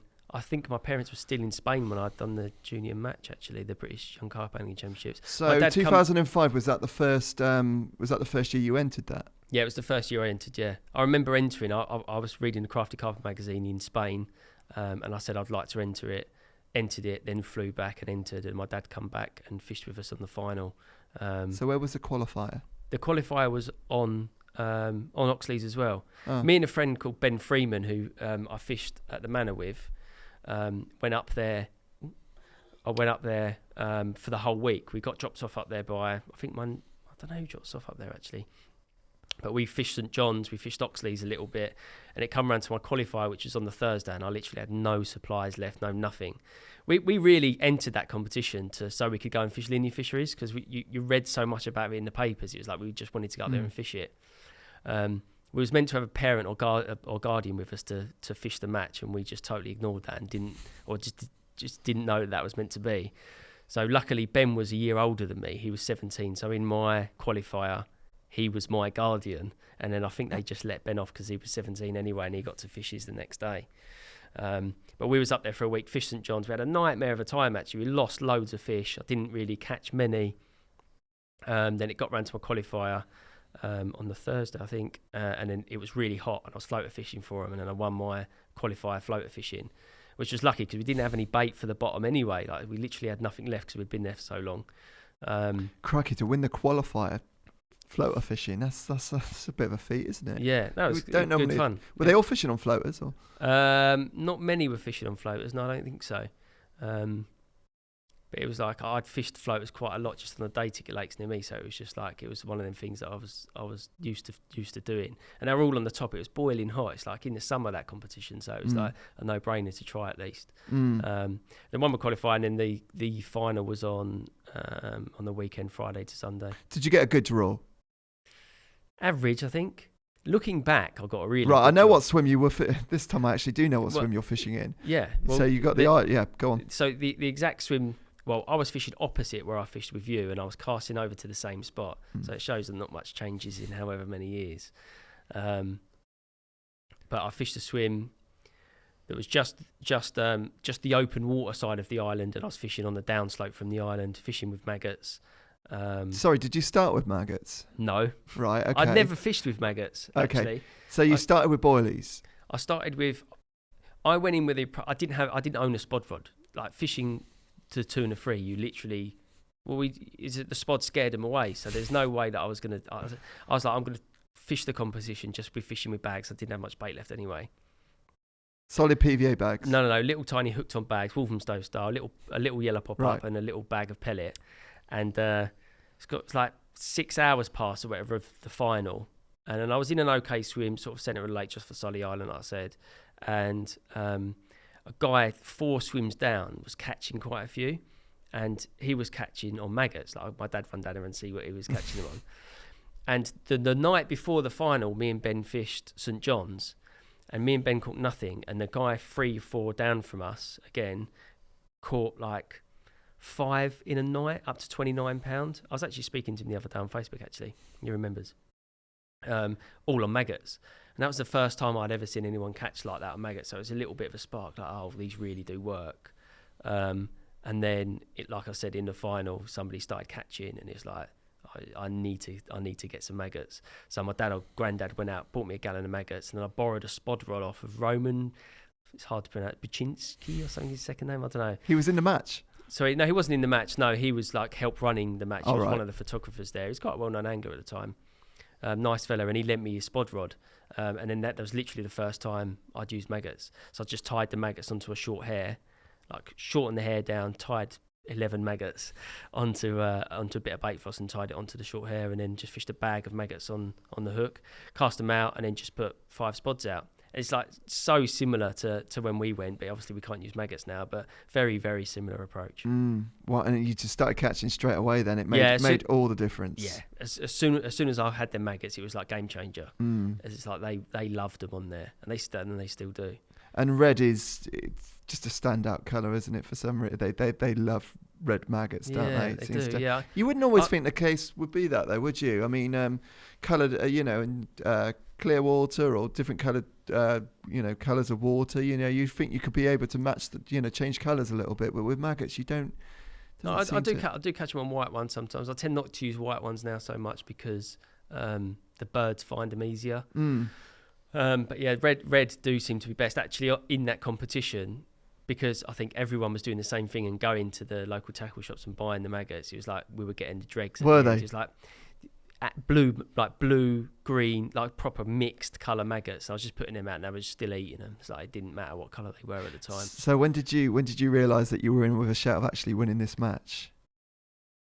I thought I was gonna win the second night because I caught so many that day and into that evening, and I knew I was quite a way ahead.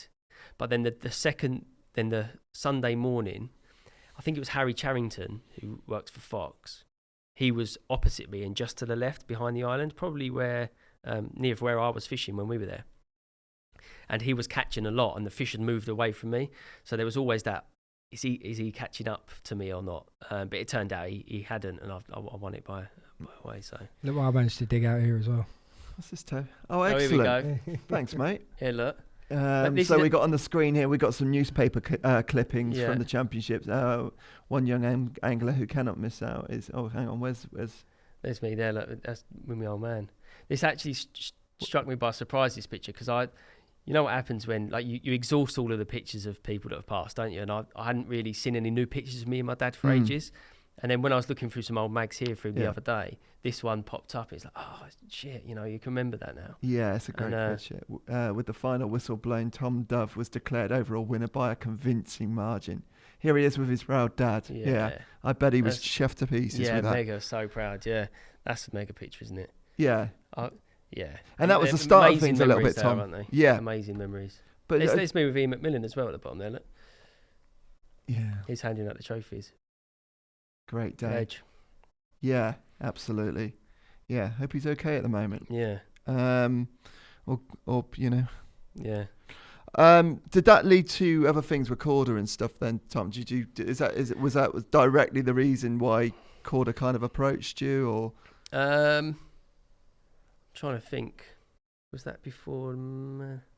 Yeah, I mean that puts you on the map, doesn't it? That's something like that. Catching big fish puts you on the map. And in the eye of tackle companies, but something like that it's like, I think you actually win a sponsorship or something anyway at the time. So it was like that. They then look at you as somebody that they can give some. So you spoken to Korda before that match? Do you know what? I actually can't remember. I don't think I had. I was good friends with Danny Turley that Turtle. Yeah. You know Turtle, don't Yeah. you? And he was good friends with Fairbrass as well. So after I won that, then I went to the Manor and caught a few big uns. He sort of gave a good word to Dan for me, and then that's when I then started working for Korda. So yeah, no, I hadn't started by then. So Korda was smaller then, and do you think Korda saw you as a potential TV presenter, celebrity, you know, and a product developer? I think maybe as I worked there, they saw me as somebody that could develop products. I think in the beginning, like I said, I was quite a quiet lad, so I don't know if they really saw me as somebody that could be on TV, but maybe they did. You know, like Damo put me in so many awkward positions when I first started Korda. You could see that he was like pushing me out my comfort zone, basically, to get better at things. Even when I was like that age, the thought of standing up in front of people and talking was just horrendous. We'd go to a carp show and Damo would be like, "You're on stage in 10 minutes." I'm like, "What?" He's like, "You're on stage in 10 minutes. You're doing a Q&A talk." I'm like, "No, I'm not." He's like, "You are." So it's like then I have to go and stand on stage. He's put Pete Regan in the crowd. Like, you know what Pete's like, nightmare. I love Pete, but he's a nightmare. Firing terrible questions at me constantly, and I'm sitting on stage like nervous as anything, 16 years old, which is funny, but like looking back it's funny, but at the time it was horrendous. So maybe they was like, you know, pushing me into uncomfortable positions to make me better at that sort of thing, so I could end up doing the TV stuff as well. But you do learn quickly when you're doing stuff like that, when you push out your comfort zone. Yeah, you grow up quickly working for Korda, don't you? You do, yeah. You'll grow up put one on day. about 10 years. I've only been here a year. Yeah, I mean, but just because you're a good angler, does it necessarily kind of equate to being a good product developer? No, I don't think so. So was that something you kind of just particularly a good learned by product developer. watching, you know, Damien and everyone else? Because they didn't throw you straight into that type of work, did they? No, that was over a long period of time that I learnt the product development side of things.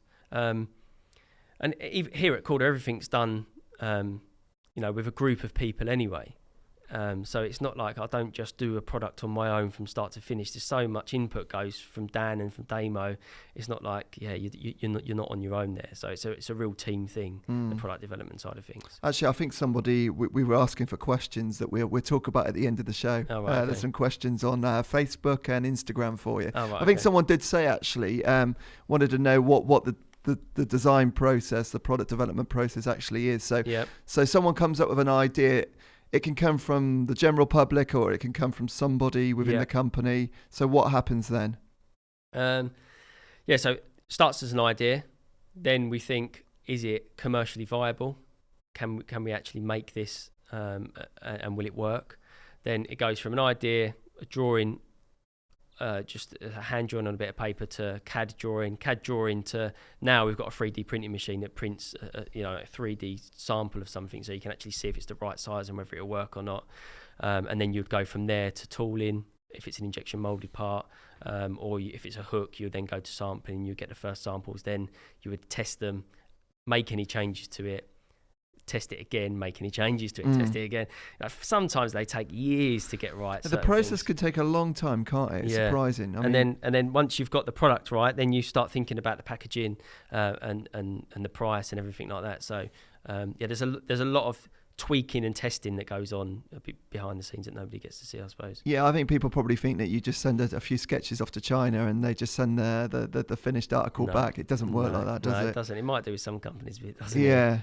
Yeah, it could take a few years, can't it, to actually I mean, to release a product. we've got products on our list that have been there for 5 years on the product list that are just still not right. We don't ever bring it. We don't run the company on the basis that new products have to come out all of the time. New products are ready when they're ready, and when they come out, and I think they're successful, good products. We're proud of every product that we bring out because they're thoroughly tested, well thought about, and often something.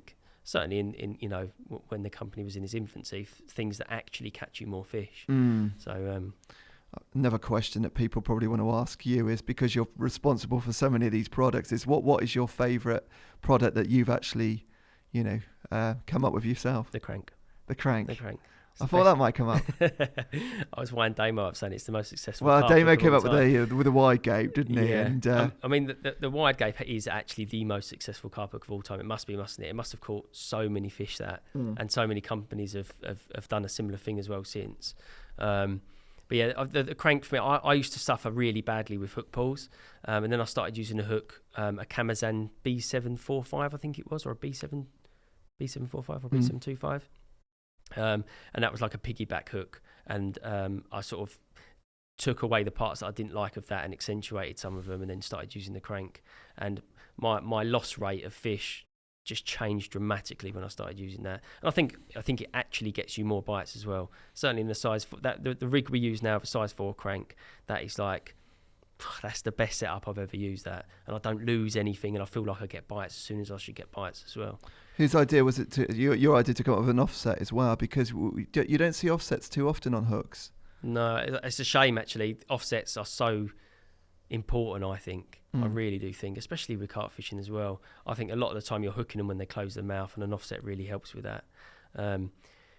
When you touch a hook with an offset, you can just feel the point more because it's more accessible. Like if you rolled a hook round in your hand that's got an offset, it's like that point is going to touch your hand more times than it will do if it's got a beaked point that's not offset.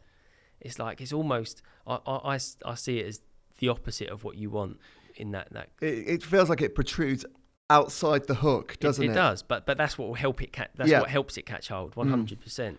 Why don't you think there are more offset hooks around? I don't know. People just don't like them. I'm not sure what it is. I don't know if it's just become a bit of a just a bit of a fashion not to use them, or certain hooks become popular and they didn't have an offset, so people don't like them. I'm not sure, but they help. If you look at a lot of other hooks as well, shark hooks, tuna hooks, all of them sort of hooks, they've all got offsets, and they all aid in, one, getting the bite in the first place, and two, them not coming off. So I see in the future more and more carp hooks having offsets. I mean, I'd rarely use one without an offset now. Would you use that with that type of hook pattern with any type of rig, or? Yeah, I use it with everything. Would you? Yeah, absolutely everything. Yeah, I've been using it this year, actually. Oh, no, actually, I'll tell you when I don't use it is floater fishing. I don't use it floater fishing or zig fishing because it works really well when it's got something with an offset. You need something that's got movement. So either a soft material like braid or something that's on the swivel that you can move. If you've got something like nylon or fluorocarbon that's coming directly out of the hook, it tends to not move right, and you start losing them. So yeah, not with everything, but anything that's got any movement in it with braid or swivel, then make sure it's got a bit of movement. Crank size 4. Size 4 as well. We've gone bigger on hooks as well, haven't we, recently? Yeah, definitely. It's not a trend. It kind of makes sense as well, doesn't it? You know, looking at that fish on there, I mean, the size, you could use a minus whatever, couldn't you? Yeah. It'd still be too small. That's the problem. It's like you go and fish places like that, and you come back and you look at a size 4 and it looks like a size 8. It's like a lot of the time, especially when we're fishing Balaton or a lot of them big places, when you're using big hook baits, throughout the week the hooks look smaller and look smaller and look smaller, and by the end you want like a 1.0 because you just think a 2's not big enough. So then when you come back here, you're more than happy to use a 4. I wouldn't even put an 8 out now. No, not on the bottom. It would seem ridiculous to me. No, I was using 9s. I mean, like 10 years ago, fishing a big fish with size 9 hooks, and it was like. Who done 9 hooks? Another competitor. Oh right, yeah. Oh yeah, no, I remember actually. Yeah, and size 5s I used to use. Yeah, why were we doing it? It's all about finesse, isn't it? But carp aren't. They're clumsy creatures, aren't they? Why would we want to do that? No, you don't. It doesn't make sense. I think years ago people didn't use big hooks because the bigger the hook was, it wasn't as sharp. It was more blunt. Yeah, that makes a difference. Yeah, but now hooks are such a level that even the size 2s are super sharp, especially the ones that have been, sharpened post-production, whether that's by hand or the Kamakuras. They're super sharp in them big sizes, so there's nothing to worry about. You might as well have a big hook on, I think, anyway. That's it. We'll see. Yeah. Sales of size 4 hooks will probably go through the roof after. Tom, have you got a question you want to ask? Yeah, I have actually.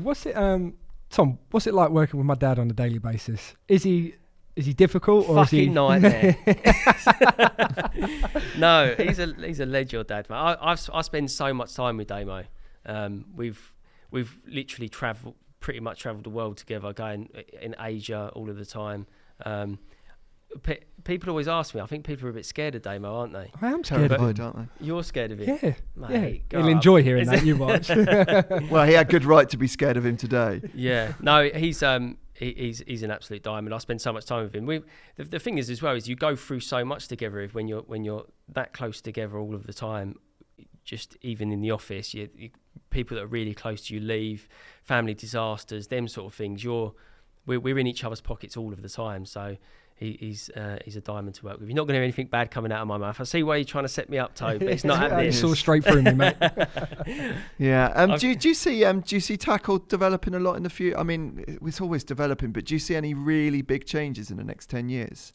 What, in end tackle? Yeah, I mean, so in the last 10 years, would you say that we talked about this with Damo actually about the SPOM and stuff, but I mean that's been a big development, hasn't it, for baiting up fishing in the last 10? I would say that's probably been the biggest development. Would you say? Yeah, I think so. Anything like that on the horizon?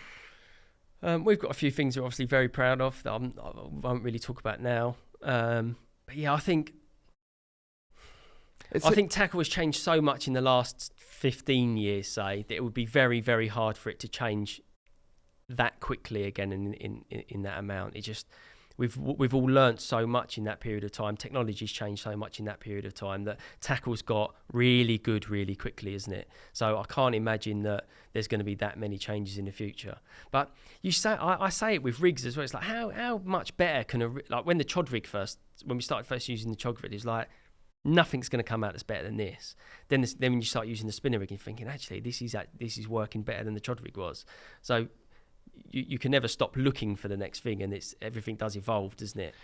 It does, because it's association with certain rigs and certain baits as well, because fish do learn quickly, and it's keeping up with how quickly fish are learning as well. So you're always having to evolve, aren't you, to keep up with, they might not necessarily be the most intelligent creatures in the world, where we can debate that all we like, but they do learn to stay away from things. They associate certain things with danger after a while, and so you do need to move on to the next way, don't you? It's one of the main things, isn't it? Everything's cyclical, isn't it? Yeah. So it's like something's working for a certain period of time, but you have to make sure that you're the right person to try the right method first. At the right time. At the right time, yeah, to be the person that really capitalises on it. It's ever changing, and that's the most important thing about it, isn't it? It's the exciting thing. If it was the same every single time, people would get bored of it and it wouldn't be as popular as it is. But because you never really know what's going to happen when you go there, that's what keeps you going back, isn't it, I think? Yeah. I mean, that guy on the lake that doesn't necessarily know that what he's putting on his as a hook bait or as a rig is going to make that much of a difference. Inadvertently, he could end up catching a load of fish that other people aren't catching just because he's actually doing something a little bit different to everyone else. And you can kind of do that by design, or you can do that intentionally as well, can't you? It's like been the first one. It's the same thing that happens on a lot of lakes. I think I've seen it happen a lot, is that somebody new will turn up and just wipe the floor with everyone. You know, he's not really doing anything that great. He's just doing something completely different. And it happened on Walthamstow a lot, that some guy would turn up, first cast, catch a big common. You're like, I've been here for 6 years trying to do that, but it's probably because I was doing the same thing over and over and over again. I was catching the same fish. Whereas somebody turns up, do something different, and it's like instant results. But you've got to learn from that and try and be that person that does the different thing first every time. Yeah, absolutely. Thinking tackle. So how did all that come about? So when did they actually? How long were you here for before they actually proposed? Right, Tom, you're going to go on the TV now, stand in front of a camera. Yeah. Oh yeah, nice. Cheers.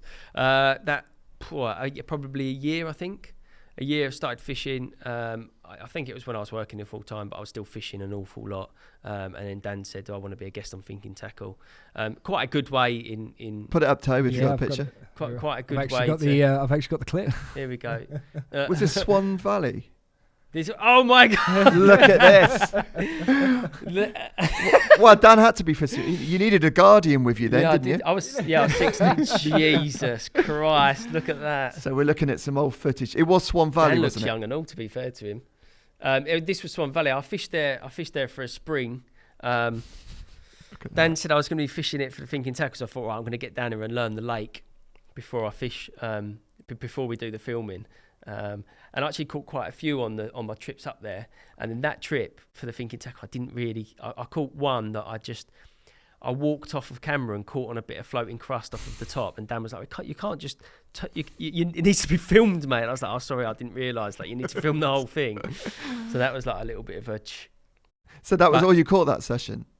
I think I caught one before he got there. Then I caught that one on the trip. It didn't go on to the Thinking Tackle. And Dan caught. Hang on a second. Where's this? Where does this picture come from? Oh, that's on the show. That was at the Lower Maynard at Walthamstow. All right.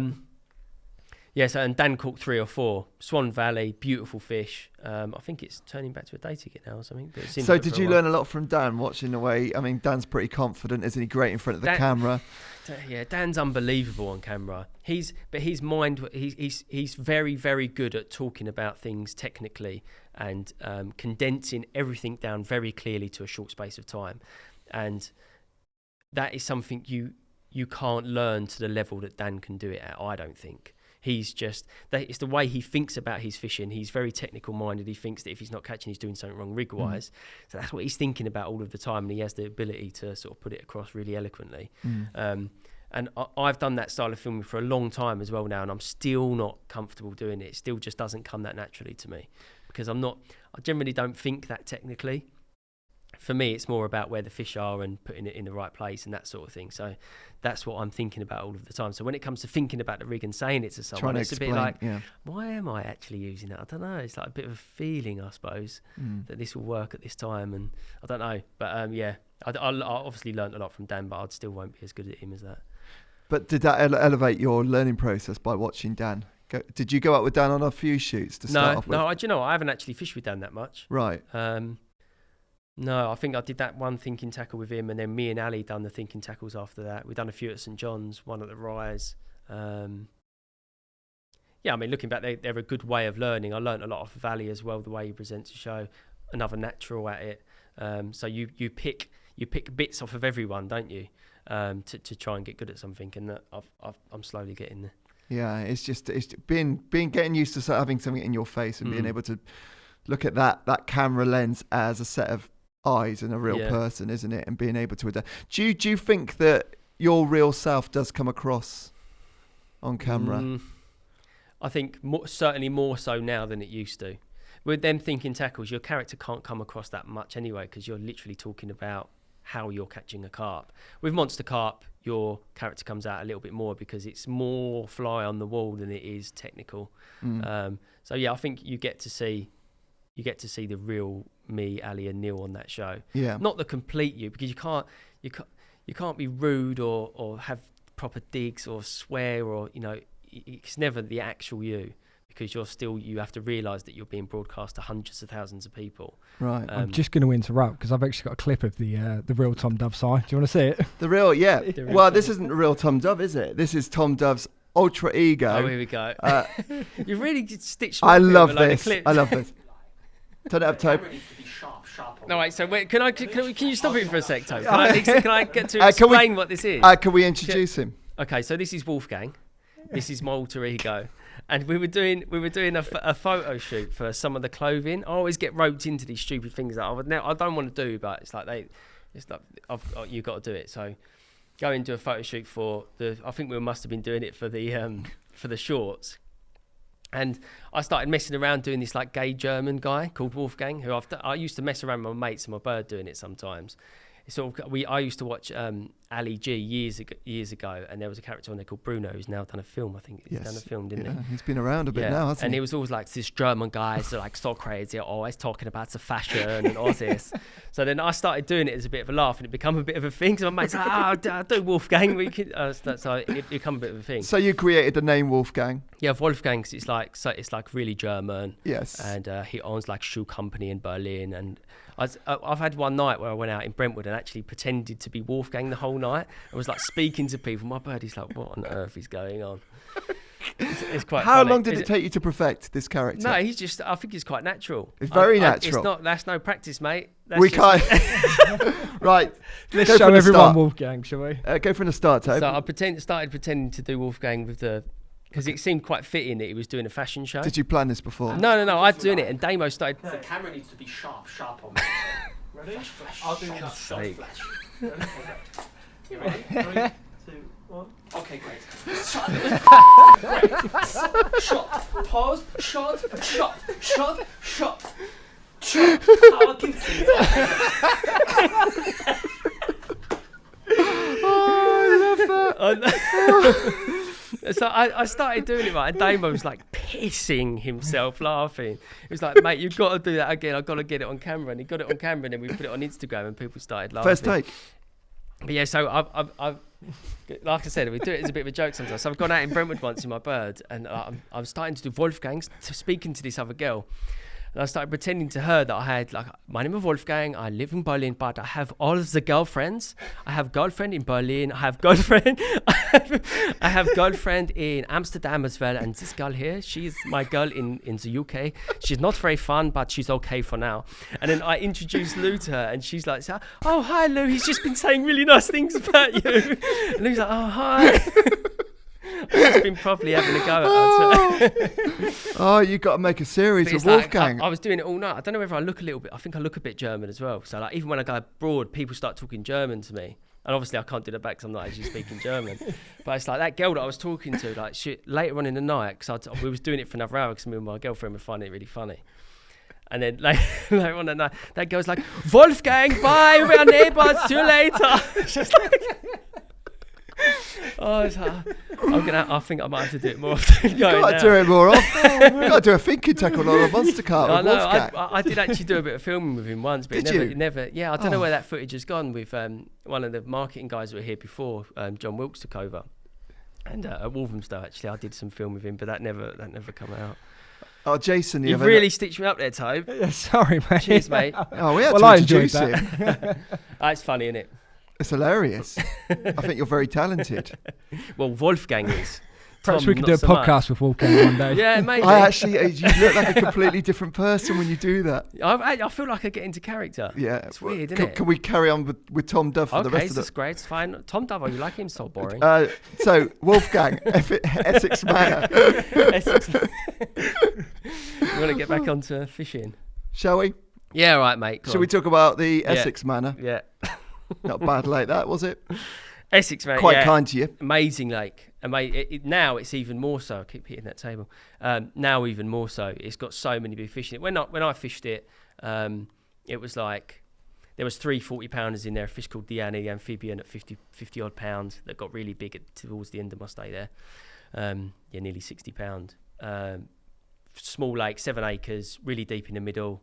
But another brilliant learning ground for me at that age, because it was just after I'd finished fishing Walthamstow, and the polar opposite really in the style of fishing, really like 25 foot deep I think in the middle, really steep marginal shelves, fishing down the edge into the reeds, casting across the different reeds.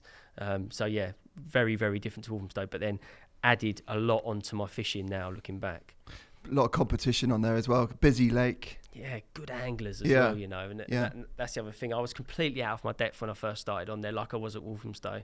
But I'm trying to think who fished there. George Benos, my uncle Scott, who's a very good angler, Jay Willis, Ben at the time as well, Ash Bradbury, who was fishing with the adjustable zigs.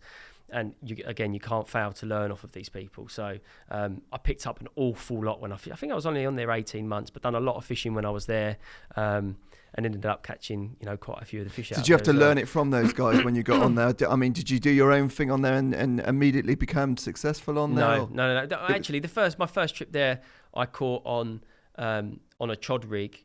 On like a standard chod rig on Lake Cork, because that's all everyone was fishing at the time. And because I had a little bit of information from my uncle, because he was already on there when I first joined, I sort of hit the ground running a little bit. But like we were saying, things change quickly, especially on a lake like that that's really pressured. Seems to be them cycles of things working are shortened a little bit, because there's lots of good anglers doing it well at the same time. So you had to stay one step ahead of everyone. But Ben, who I mentioned earlier, Ben Freeman, he is a very, very good angler and was one step ahead of me all of the time. And a lot of the things I picked up to be successful at the Manor were off of Ben. He was like one of these lads that he fished pretty much every night of the week, didn't really enjoy going home, worked at the fishing tackle shop, and was just in the zone constantly. So what was he doing? What was he doing that you weren't doing? Sorry, just pull the mic up a bit, mate. Sorry, mate. I think he's slivering it. It was, yeah, Wolfgang again, isn't it? Yeah. I think what was he doing? He one thing he certainly done was showed me the naked chod first. He was, I reckon he must have been one of the first people to start using it, because the chod rig had only just started getting popular And whether he done it on purpose or whether he didn't have any lead core or whatever it was, he started fishing that little chod section on the line and putting beads on the line instead of fishing it on lead core. And that turned out to be a very, very good method over there. One that I actually ended up catching the Annie on and loads of other fish.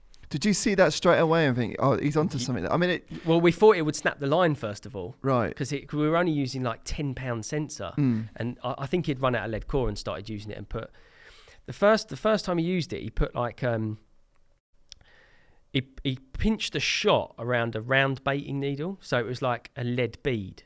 Do you know what I mean? Right. And then he slid it up the line and he had it in between the bead that was fixed on the line, then the swivel of the chod rig, then another one of these like made up lead core beads so it would hold it on the bottom. So it all looked a bit shit, but it worked really well and he caught on it straight away and we was like, oh, this really works. We'll keep it to ourselves, you know. But by the end, with me showing it in magazines and stuff, everyone started using it. But so he was using the shots just to compensate for the weight on the bottom of the rig, then yeah, because he wasn't putting the putty on the swivel to keep to sink the pop up. He was using the beads. He was using the lead beads, if you like. But yeah, just things like that. It was once. I'm not for one second claiming that he come up with the naked chod rig or whatever, because there were, I'm sure Terry and all of them guys were using them over the car park years ago. But he was one of these kids that was just one step ahead all of the time. And another thing that really changed my fishing on there and changed my fishing a lot in the future is fishing particle over particle. It was a really dominated boilie water, and boilies caught for years on there. But like I said, when they spawned, Ben started fishing particle and fishing particle on the hair. Lupins at the time. Very good bait. Have you used them? No. No, I haven't. Really good bait. Dynamite used to do them in like a little tin. They were really salty. Looked like a butter bean, like a pound coin sort of size. And he started using particle with a looping over the top of that and was just catching 3 or 4 times the amount everybody else was. And then I started using it as well and did the same thing. And it was so in tune with it in the end. It was like if you had boilies in the mix, you weren't going to catch anything at that time of year. And even if somebody had people would start using particles. They'd seen that he was using particles, so that I was using particle, but would put a boilie on the hair. You're like, you ain't catching one. That's what a lot of people do, isn't it? Yeah. They still think they put a boilie on there. Yeah, no, but that at that time and at that place, and it's not so much now. I'm happy to fish pop-ups over the top now. It must have all changed again. But at that time, it was like, unless you had some sort of particle on the hair, you weren't catching. Did you have that to yourselves for a long time then? Yeah, quite a while actually. Yeah, quite a while. We had a really good end of our summer. September time was brilliant for it for some reason. August, September, and then people cottoned on a little bit. Again, it might have been their own fishing that they decided to do it, but other people started doing it as well and started catching. And it's quite a deep lake as well, isn't it? Really. So how would you tackle a deeper lake? Fishing close or fish open water? Yeah, again, depends on the time of year. In summer and back end of the summer, sort of early autumn, we'd be fishing on the shelf. 8 foot seemed to be a really good depth on there. Is it steep, that shelf then? It was, but there were certain areas that were flattened off a little bit and slightly clearer. There was a lot of like silkweed on there at the time as well. Sorry, were you looking for spots on the shelf? Clay. Right. Clay like there's clay that's like similar colour to your, not quite the same colour as your laptop, but like a light grey sort of colour. If you found that, it meant it hadn't been fed on that much, and that was like that was a really good spot if you could find that sort of clay, and that way you could fish bottom bait or you could fish your particle on the bottom and spot over the top of it. Was that widespread around the lake? Could you find clay everywhere? Clay spots, yeah. Right. It was silkweed with clay basically. That's all there was around the lake, and then silty sort of shitty stuff in the middle. But and what did that feel like on the rod when you were landing on clay? Softish? Quite a good drop. Well, with clay, you can tell you're landing on clay by reeling in the lead and it's sitting on the side of the lead. Yes. You'll actually move. You'll see it on there. That's a good bit of advice for everyone, isn't it? Yeah, clay is really look good for the signs of it on the lead. Yeah, and you can see what colour it is, and that's the only way of telling what colour it is. But yeah, we'd find clay spots at the right depth and then put the right bait out at the right time of year on them. Or in the spring, we'd fish zig rigs, and it was around the time that Ash Bradbury tore that place apart on zig rigs. Nobody had been doing that with a zig float, like an adjustable zig rig. Nobody had done that on there before. And I think the year before I was on there, my uncle was on there, and he had 13 in a day. And this was when there was probably only 60 fish in there, and that was a good a good season was 5 to 10 fish out of there at the time, and he caught 13 in a day. And that again, you can't ignore that sort of fishing. So everyone started using them on there as well, and that's the first time I ever used them. Okay, have you ever had any hang-ups with that rig then? As soon as you saw people using that, you were quite comfortable just going in with that? No. Right. It's a nightmare. It's like, you look at it and it looks like a nightmare, and if you don't set it up right, it's a nightmare. It tangles a lot. And because naturally with the style of fishing you're doing as well, you don't want to be casting too much and getting too many tangles and ruining the bit of water you're on, because the fish are close to the surface. So, there at the time I was using like, like the surface missiles, the ones that look white. I was using one of them with the stem on the end, with like a 5-foot hook link, and then put in a bag. Like an interceptor? Yeah, very similar to them. Yeah. And then putting a bag of mixers on the hook and then casting that out. It's like cast like a bag of spanners. Right. But it's like it would separate it all, and it would make sure that it wasn't tangled. And because I was only like fishing 20 or 30 yards out, it didn't make a difference. Whereas now, like I want to be fishing them at 50, 80, 100 yards if I can. So all of that's really refined down now, and there's a better way of fishing it. But yeah, at the time it was just like trying to find a way of it not tangling and just getting it fishing. And then I was catching a few like that.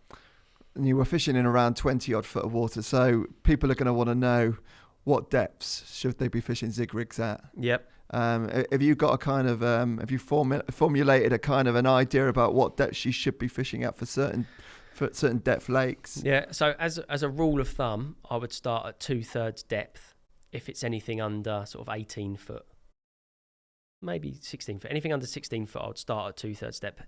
This by the way is at the beginning of the year, so March, April, May. They tend to be 2/3 depth. If you go anything over that, so 20 foot and more, they tend to be between 4 and 7 foot from the surface, so you can cancel out the rest of the lake. So if it's 40 foot deep, I wouldn't go 2/3. I would still try 5, 6, 7 foot from the surface. Right. But that's just through trial and error, and that's just a starting point for me. Sometimes they're different, but very often they're at 2/3 depth for that 5, 6 foot. Are you having to make, a fine adjustments making a big difference on that, or do you just need to be within that? No, fine adjustments make. Say 4 foot below the surface. Yeah. You're 4 foot right around that sort of depth is going to make that much of a difference. I think at the beginning of the year, smaller adjustments make a bigger difference. Right. So, like if you're talking at the back end of March, when they'll all be sitting at exactly the same depth pretty much. So if you're 6 inches above or a foot below, you ain't catching nothing.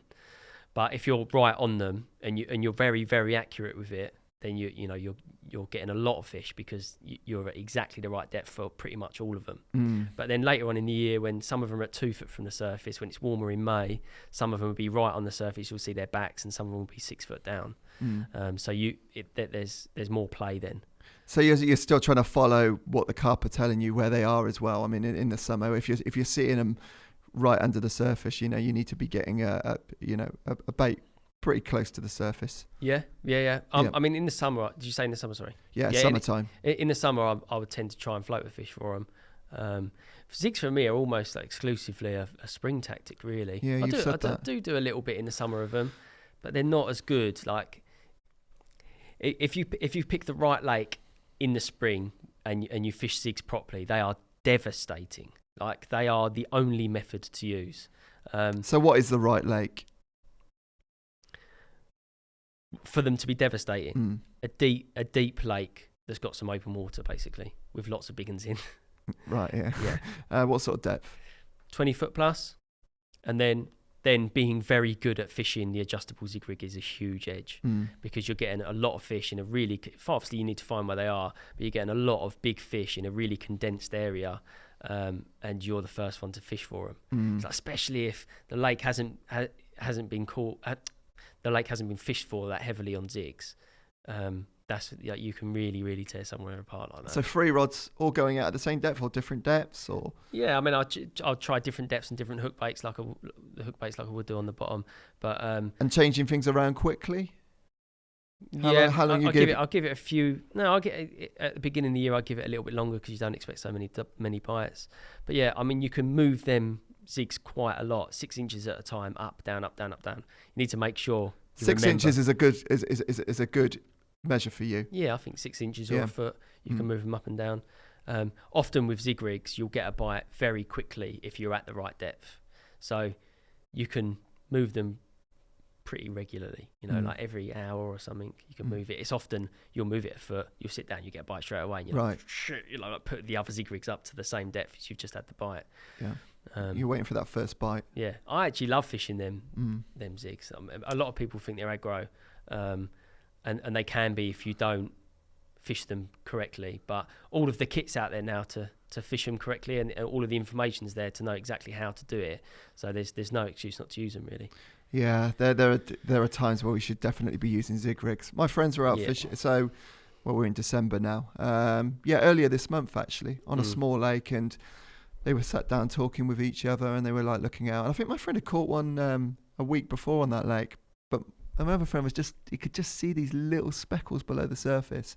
Luckily, it was flat calm as well, because in the winter they will be close to the surface, won't they? If that sun's out, they're going to be right under the surface. Yeah. And they were just seeing these little bow waves and stuff like that, and that's where you needed to be fishing. Everything was off the bottom. Yeah. High pressure in the winter with a lot of sunlight on the water. Yeah. They ain't going to be sitting on the bottom, are they? No, they don't. No, not at all. I mean, going back to a little bit of the Walthamstow fishing. A lot of my fish were caught so close to the island that there's no way that I could have been in more than 2 foot of water.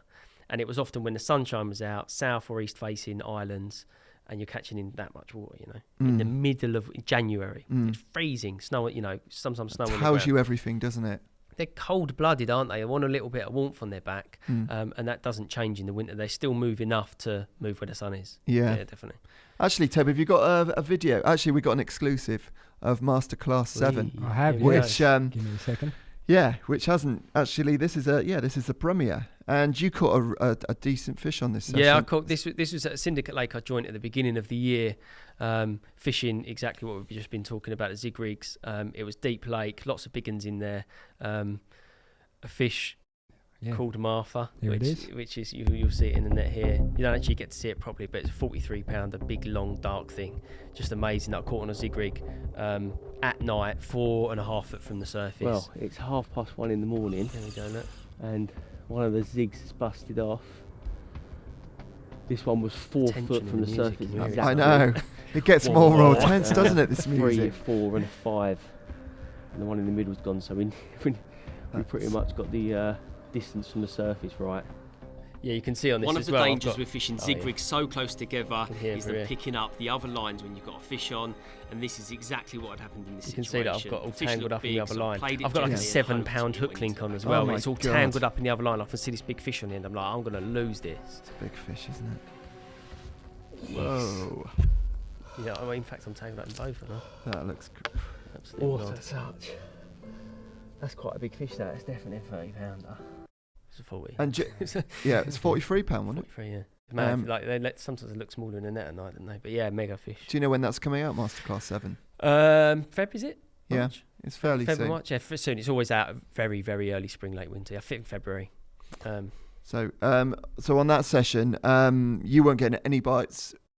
All the bites were pretty much coming on zigs. Did you catch one on the bottom? I caught one on the bottom, and I caught 3 or 4 on zigs, I think. And a different method for zig fishing as well, bait wise, wasn't it? Oh yeah. We allowed to talk about that? Yeah, can do. Yeah. I mean, it's super clear over there, and they've been fished for with zigs quite a lot.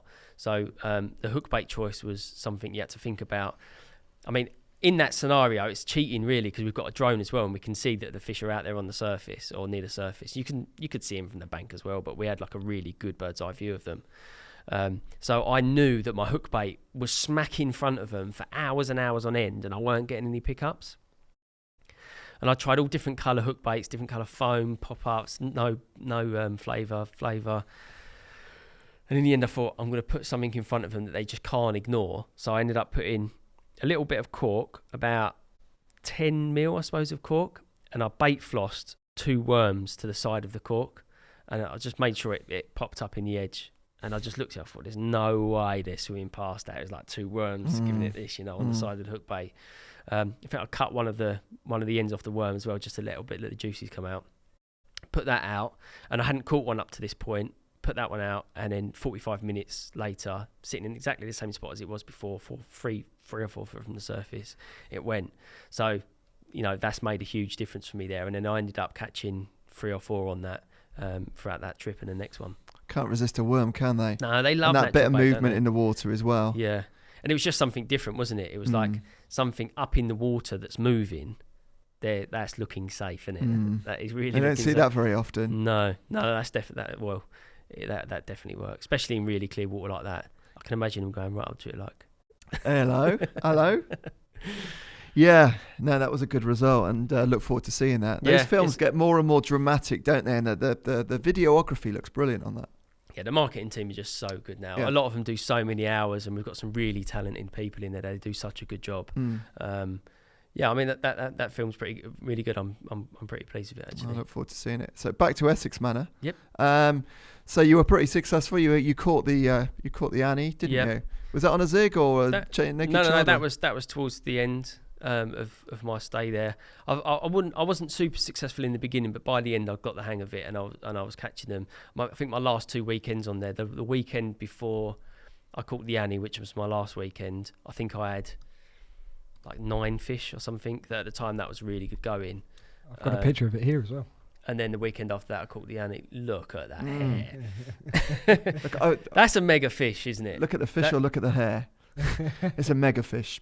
Yeah. It wasn't really sought after that sought after at the time, because it used to come out quite a lot. Yeah, but like you say, it got really, really big, didn't it? Massive, man. That was 57 pound there. Was that the biggest carp in Essex at one point? Yeah, yeah. I think the only one that was sort of big as well, a similar sort of, was that Nelson, was it? Right. Was it Nelson? It was in Arena. Right. They called Nelson, isn't it? Anyway, yeah, that was a huge fish. And how big there, Tom? 57 pounds 5 ounces. 57. Still stands as my UK PB. That actually. Crikey, I didn't realise it was that big. Yeah, big fish, isn't it? It got really big towards the end, and it died, unfortunately. I think at about 59 pounds. Don't think it ever done 60. Don't think it did. But yeah, that weekend and John Mack, actually, that's another very good angler that was fishing there at the time. He was another step ahead of everyone else. He was. But that weekend I was fishing on the end pads. John was fishing next to me in Mum's, and he'd caught 4 or 5. And that was another instance where, 1, I was seeing loads of 11s, and 2, my uncle had caught that fish from that swim that time of the year before, and the year before that somebody had done exactly the same thing. And I even said to John Mack that night, I'm going to catch Jenny tomorrow morning, right hand rod, which was on a single rod down to the reeds, down to the right, that was on the naked chod rig on a brown pop-up over a handful of chops. And he went the next morning, 57 pounds. Wow. Yeah, mad. And it was a fish of habit, was it, that one? Sorry? A fish of habit, a little bit. I mean, yeah, so that was certainly one of its habits, that used to get caught out of that swim at that time of year from that reed bed for some reason. I'm trying to think if it was south facing in April. Again, was it? Yeah. Yeah, Southerly used to blow end pads. Yeah, Southerly used to blow down to end pads, I think. Right. Yeah, south facing April. That time of year, you need somewhere that's in the sun, in shallow water. Yeah, of course it makes sense. It made sense. Yeah, shallow water, south facing. That early time of the year, that's where all the fish are going to be. Yeah, massive fish. And you got the anchor as well. You got some pictures of the anchor. Yeah, the anchor, that was a lovely fish. A bit different that one, wasn't it, in shape? I caught that a couple of times actually. Did you? Anchor, yeah, that was nice one. Yeah, I mean, at the that's the first time anchor done 40 pound there. There was another fish in there called Stella that was 40 pound. Looking at that fish, it's got a lovely scale pattern on that. Stella, remember that's that still going. Is it? The anchor, yeah, it still comes out now. Northern Lynn, which was another one that I caught. That was a 40 pounder by the time I left as well, mid 40.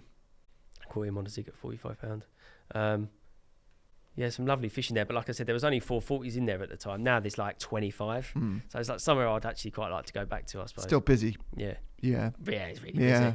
Well, everyone says everyone says that about that at the time, that it was busy, but I really didn't see that it was that busy at the time. It's like Mondays and Tuesdays, sometimes I was the only person there. But now I hear that it's pretty ramo most of the week. Not surprised, really. You've got more people doing more time now, haven't you? Yeah. Were you doing longer sessions on there then, or because you had a bit more time, didn't you, around that period? Yeah, 2 or 3 days at least at a time. Yeah, sometimes a little bit longer. But how did you find fishing? Because obviously you're going from day fishing to actually night fishing. I mean, were you really doing a lot of nights before you started fishing the Manor then with Walthamstow? No, actually, not really. Not many nights. That was somewhere I was. Yeah, I mean, I've done the most amount of nights on there than I had anywhere before that. There was one of a day ticket lake that I used to fish down the 127 called Burrows Farm.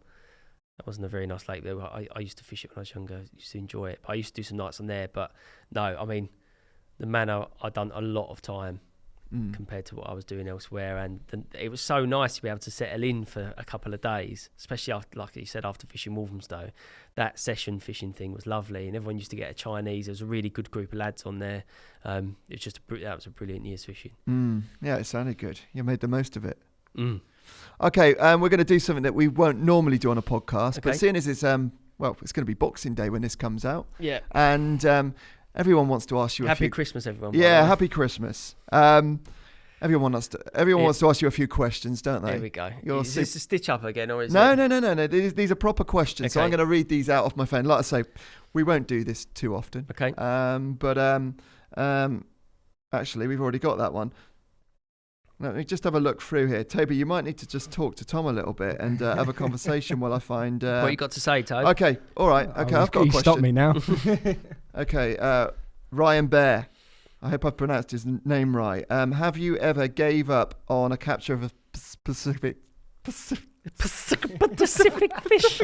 A Pacific fish. A specific fish. We're just a specific fish. Specific. Yeah, we already talked about it. I haven't caught the common out of the 2 and the 3, and that's still going. So yeah, I've given up.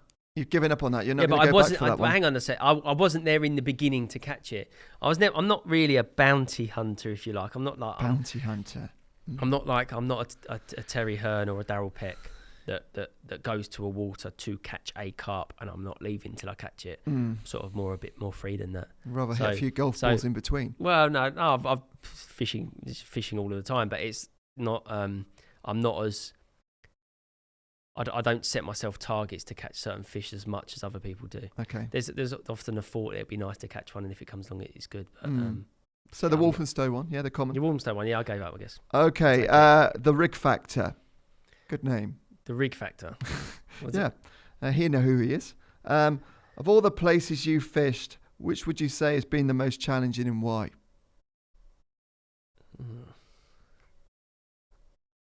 I think somewhere like Viverone, right, which was a lake we fished in Italy for monster carp.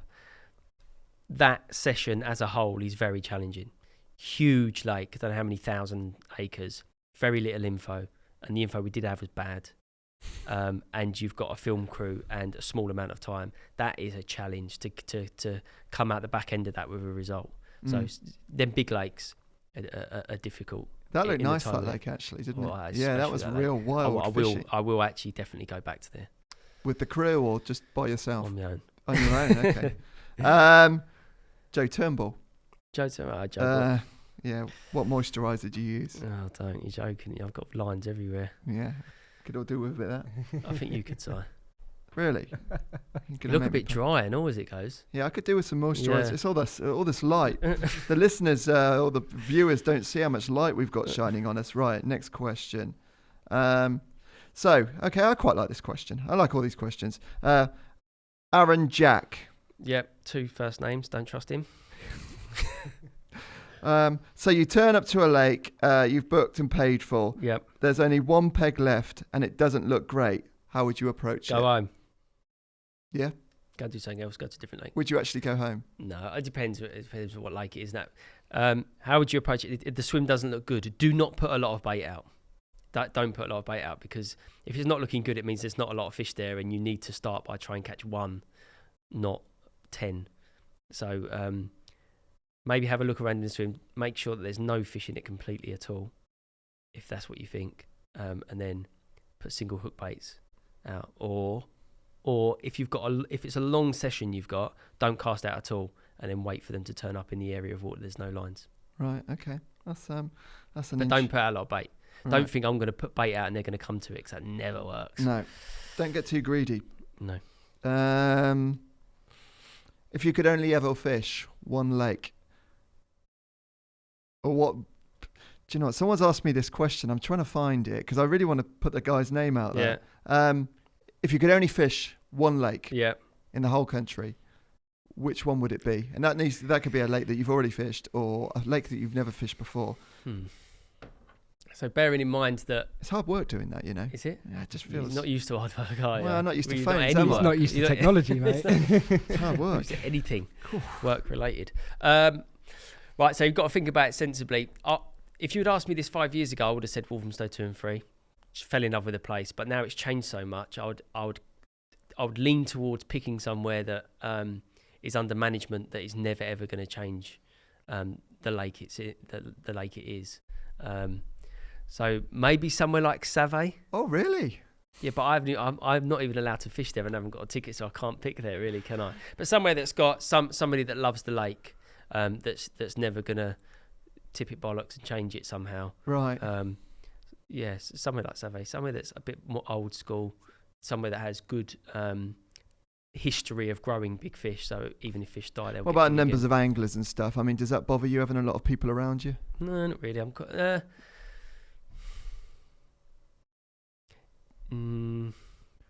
I do like fishing places that are quieter now, just because like a lot of my fishing's done with a film crew, and people come and talk to you now, which is absolutely fine. And I speak to people all of the time when I'm fishing, and often make friends that way. So I would never complain about that. But I got into fishing in the beginning for a bit of time on your own, and if you can pick a lake that has less anglers, one, you've got less competition, which is nice.